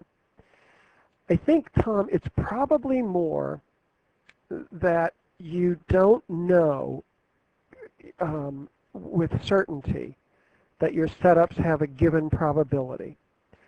That for example, a selling climax followed by a test within a few bars where all the lows are higher than the previous low. And then we have that nice narrow range, really low volume test. That's a high odds trade. That's a high probability trade. And if I know that that trade has, let's say, a 70% probability, and you should know your probabilities, and if you don't know your probabilities, go back and paper trade those, and go back and look at 6 months worth of data, intraday data, and see what those probabilities actually are, and see what your probabilities are in trading those. That's why practice trading is so helpful and so effective and builds confidence. But here, confidence is more in knowing what your setups are. If you don't know that, then you have uncertainty. We talked about this in the last session. We talked about the paradox of trading, that on any given trade setup, we never know what the outcome is going to be. The outcome is always uncertain on any individual trade. Yet, over a large number of trades with a given edge, there is a probability that we will be profitable. There's this in the case that we're talking about. There's a 70% win-loss ratio of being profitable. So 70% of those trades of a selling climax with a particular kind of test in a short-term rising market, 70% of those are going to work out to be profitable. 30% are going to be unprofitable. So if we know that, then we should not have a question about whether we can be confident in that trade or not.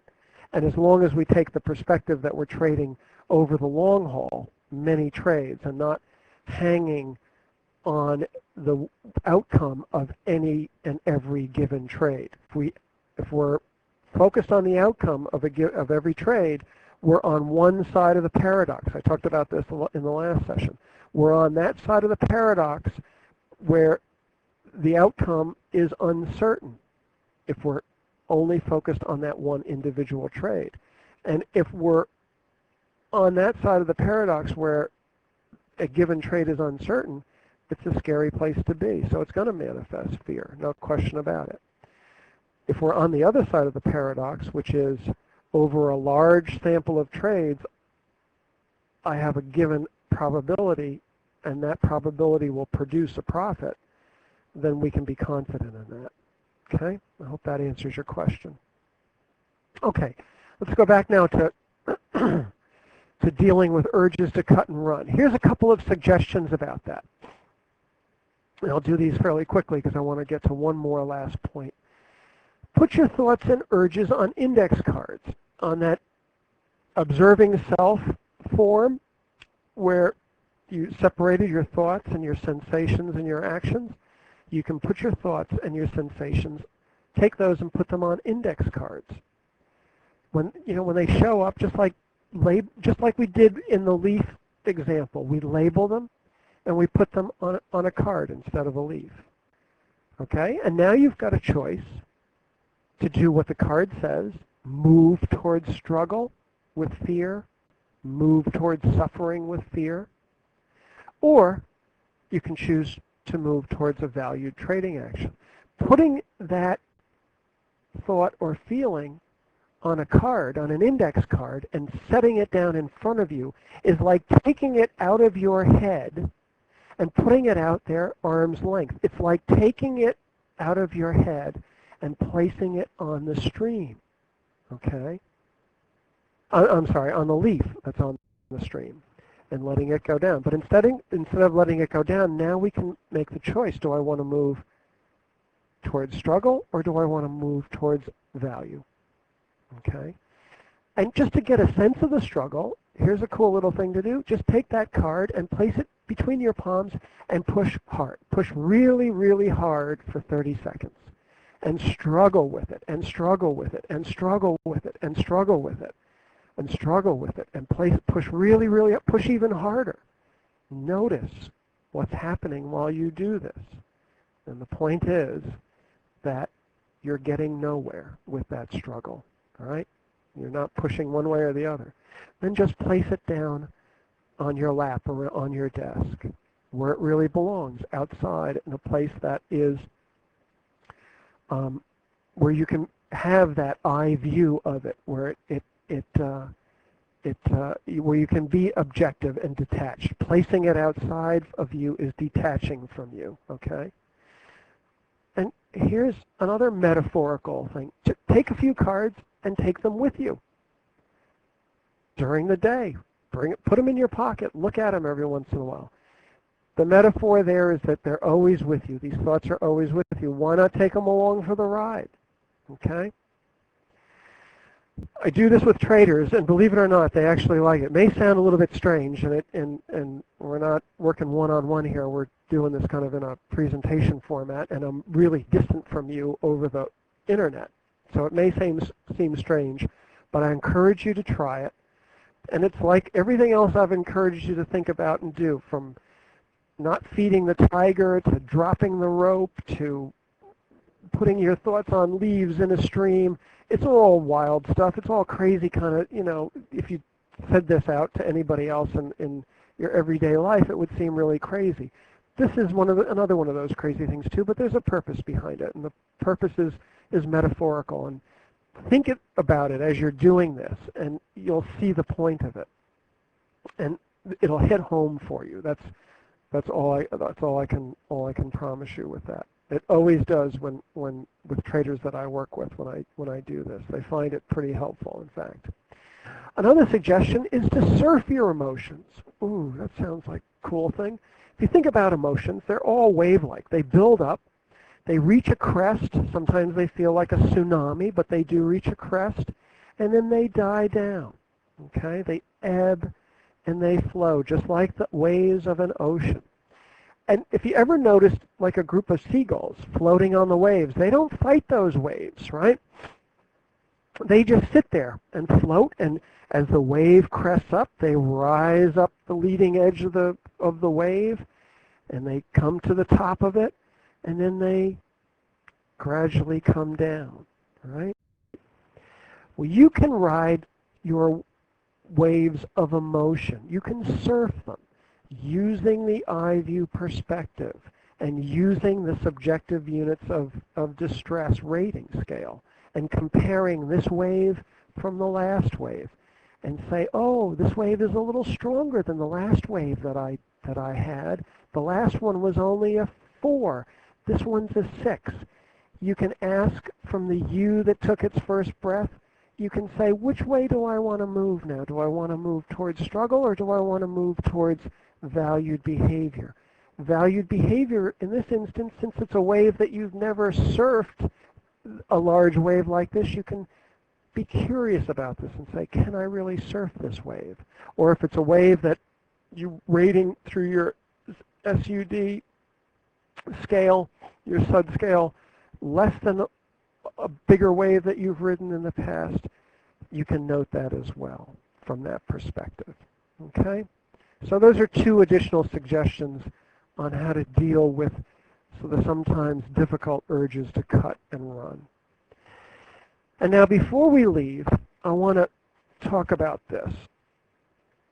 This is pretty important as well. I mean, there's so many different things that are really important in this, that it's hard to cram as much as, compress as much as I can into this. But this is an important one, and I want you to get this. And this form, by the way, that you see here is also in your workbook. You want to put a valued trading behavior into action. You always want to do that, okay? Think about putting behaviors into action. It's a really important concept to do. But go in small steps. Don't try to do it all at once, okay? Here's the process that you can follow. Identify the valued action that you want to put in place. And you've made that list, or if you haven't done that in the workbook exercise from last session, you have the opportunity to do that. So pick one of those, identify one of those actions you want to put in place, and now break it down into manageable, specific parts. Okay? Don't try to do it all at once. Make a plan to put it in place, and then do it mindfully and record the results. So let's do a quick example here. Here's a trader whose valued trading behavior on this form is holding on to a trade open to the profit objective. Okay? So he's broken this down now, or I should say she's broken this down now into a short-term goal. This is an actual example from a client that I had, and it actually is a she. She broke this down to a short-term goal with a specific trading behavior. She said, I'm going to extend my average profit on a given trade by 1 point. It's not holding the trade open for lots and lots of points. She was a Russell E-mini trader, but she's just going to hold it open by 1 point. Her long-term goal associated with this behavior was to hold the position open until a VSA indication of reversal appeared. Okay? But that's her long-term goal. It's not the short-term goal that she's working on now. So the specific behavior to be added or changed to achieve the short-term goal, and she says, after my trade entry and setting my stop, I will set a limit order to exit 1 point more than my average profit for that given trade. Okay, pretty specific. Remember, behavioral terms, we always want to be specific and measurable. She can measure this. Did she do it or did she not do it?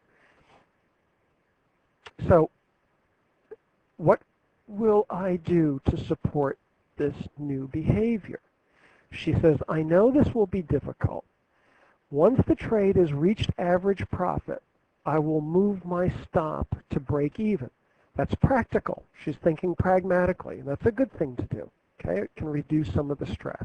There's no problem in doing that. And it's a sound trading behavior anyway, protecting either your profits or your losses when appropriate. Okay, so once it's reached an average profit, she's going to bring it to break even. Then she says, also to support this new behavior, I'll remember to stop feeding the tiger, and I'll use the I view and observe my thoughts and emotions. If it's needed, I will surf my fear. Okay? Now, on this form, there are areas for you to record situations that occur that relate to this. valued trading behavior that you're putting into place. And she had one here. I put the date wrong. It's a date in advance, but it was actually in March of last year. And she rated her distress level or discomfort level as a 6 on the SUD scale, same scale that I gave you.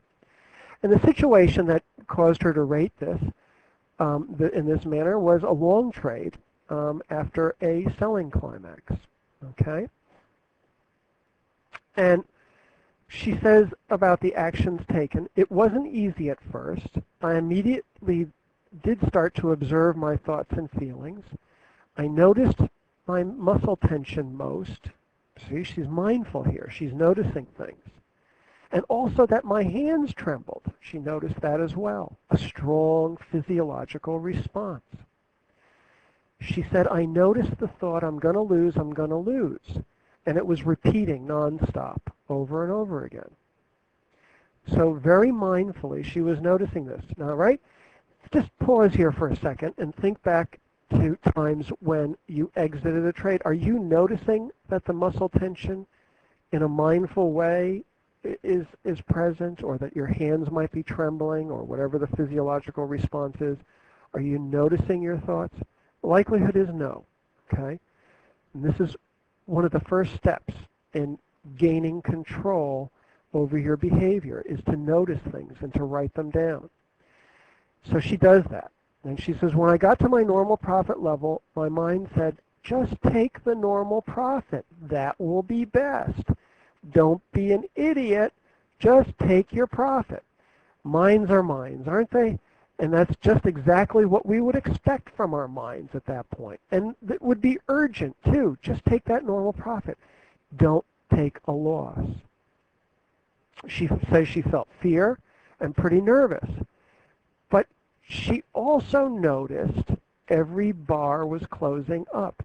Here's the thing.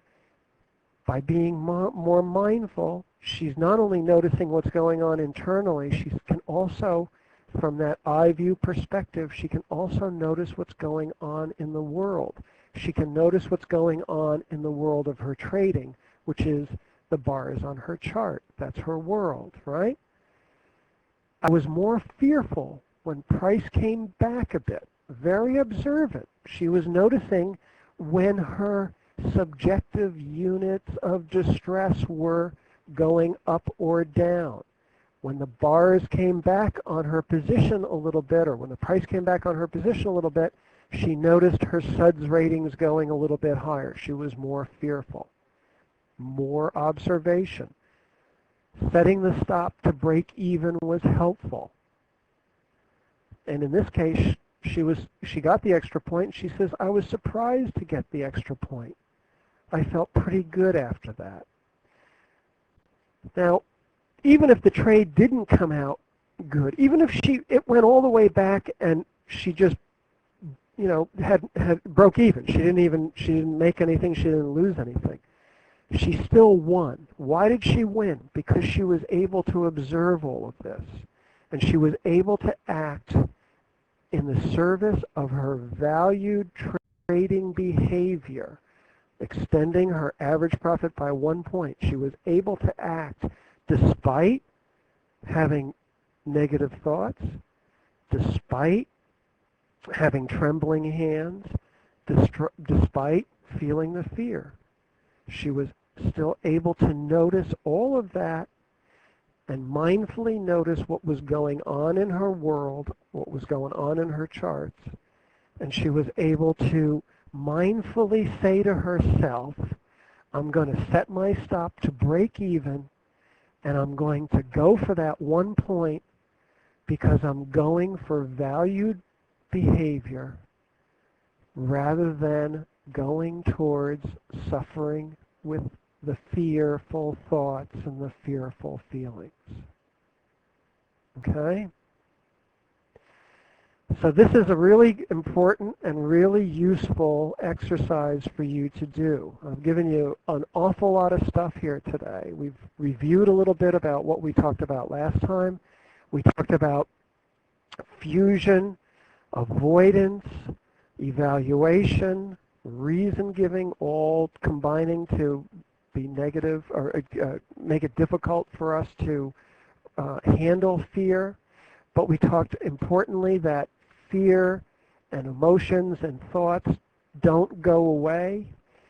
Tiger Woods, Captain Sullenberger all had the same stuff going on in their performance activities of golf and landing that plane in the Hudson, all right? But they still were able to act anyway. And I've taught you now several different ways to think about mindfulness. We've talked about the role of mindfulness and how it helps us diffuse from our thoughts, how to separate ourselves, decenter, become more, as Bill said, detached and objective about what's going on, not just in our thoughts, but in our world as well. We've talked about different mindfulness activities, including separate mindfulness, I'm sorry, I'm blanking on words here, separate times that we choose to set aside and in a quiet location where we won't be disturbed, practice our mindfulness. And I gave you last week and this week 3 different ways to do that. We've talked about bringing mindfulness into everyday trading activities when we prepare for the next day, when we're annotating charts, when we're practicing our trading.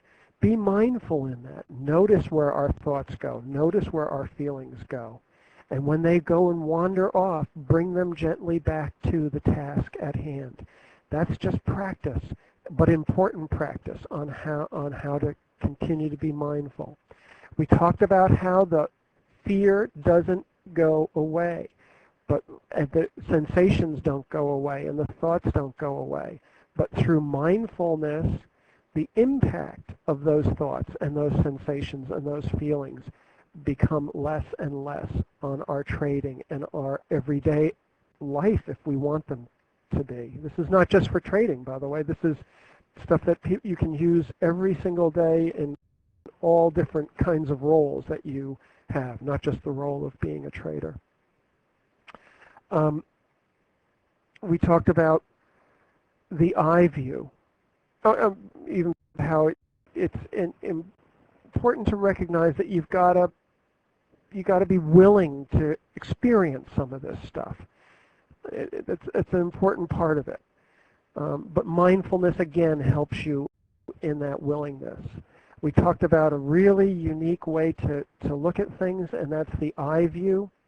We talked about how to break your thoughts up and your feelings up and not have them all smushed together and difficult to understand. I brought you through the experience of the observant you, the detached you, the you that took its first breath, the you that's really never changed throughout your whole life, even though lots of other stuff in your body has changed, your thoughts have changed, your surroundings have changed, but you, there's this constant you, we call it even the transcendent you, and that's the you from the I view, and that's the you that can see what's going on in your body, what's going on in your mind, what's going on in your world, and can make the decision about whether you want to move back into fear and suffering or you want to move towards valued behavior. Touch a couple of ways to deal with that urge to, get out of the fearful situation, using those index cards and as a metaphor for pulling the thoughts and feelings out of your head and out of your body. And we talked a little bit about how to surf the fear, the emotions of fear, and using the subjective units of distress, the SUD scale, to do that. And one of the most important things we talked about is what I talked about last, and that's how to put trading value into action, identify that valued action you want to put into place from your list, break it down into manageable parts, go take small steps. Don't try to do it all at once. Make a plan to do that, and we went through this exercise about how this woman made a plan to do it, and then do it mindfully and record the results. Okay? And we did that through the example. And again, I guess I took you over time, but I apologize for doing that. We got a late start, but I wanted you to get as much of this as I could possibly get out to you. So I want to thank you for being a great group and having great questions, and people have emailed me with questions, and those have been great. And if you have questions, because we'll bring this to a close in a moment or two, send me the email. It's drgary@peakpsychology.com, and I will get back to you as quickly as I can. And just note on the top of the email, particularly if you have not emailed me before, just note fear seminar or trade guider seminar or something along those lines, because I get lots and lots of emails every single day, and I want to pick yours out to be able to respond to it early on rather than missing it or not getting to it right away. And Chip asks, will you email the workbook for this session? Yes, I will. I think I emailed it to most people. Chip, I must have missed you. Oh, I know why I did, because I emailed you something different before. Okay, I will email that to you. You'll get the workbook. And Renee, I don't think I have your email address. If you haven't sent it in already, do that for me, and I'll get you all the stuff. So if there are any questions, I'll take a moment or two to answer any questions that you've come up. Okay, Ernest, you better email me your email if you haven't done that already too, because I don't think I have yours. I'll wait a moment here for questions, if anybody has any questions. Okay, good. Thanks, Ernest. I'll get that out to you then. I am not seeing any questions. And so, Renee, you need to email it to me, because I'm not going to be able to get that off of this chat room. Okay? Yeah, thanks. Okay, good. Okay, again, thank you very much, and thank Trade Guider Richard and Gavin, and I thank you all. And I really hope that you got something out of this. That was the intent. And any feedback is great to Gavin or Richard, and certainly to myself. And with that, I guess we'll end it. And again, thank you. And have a good rest of the weekend, folks.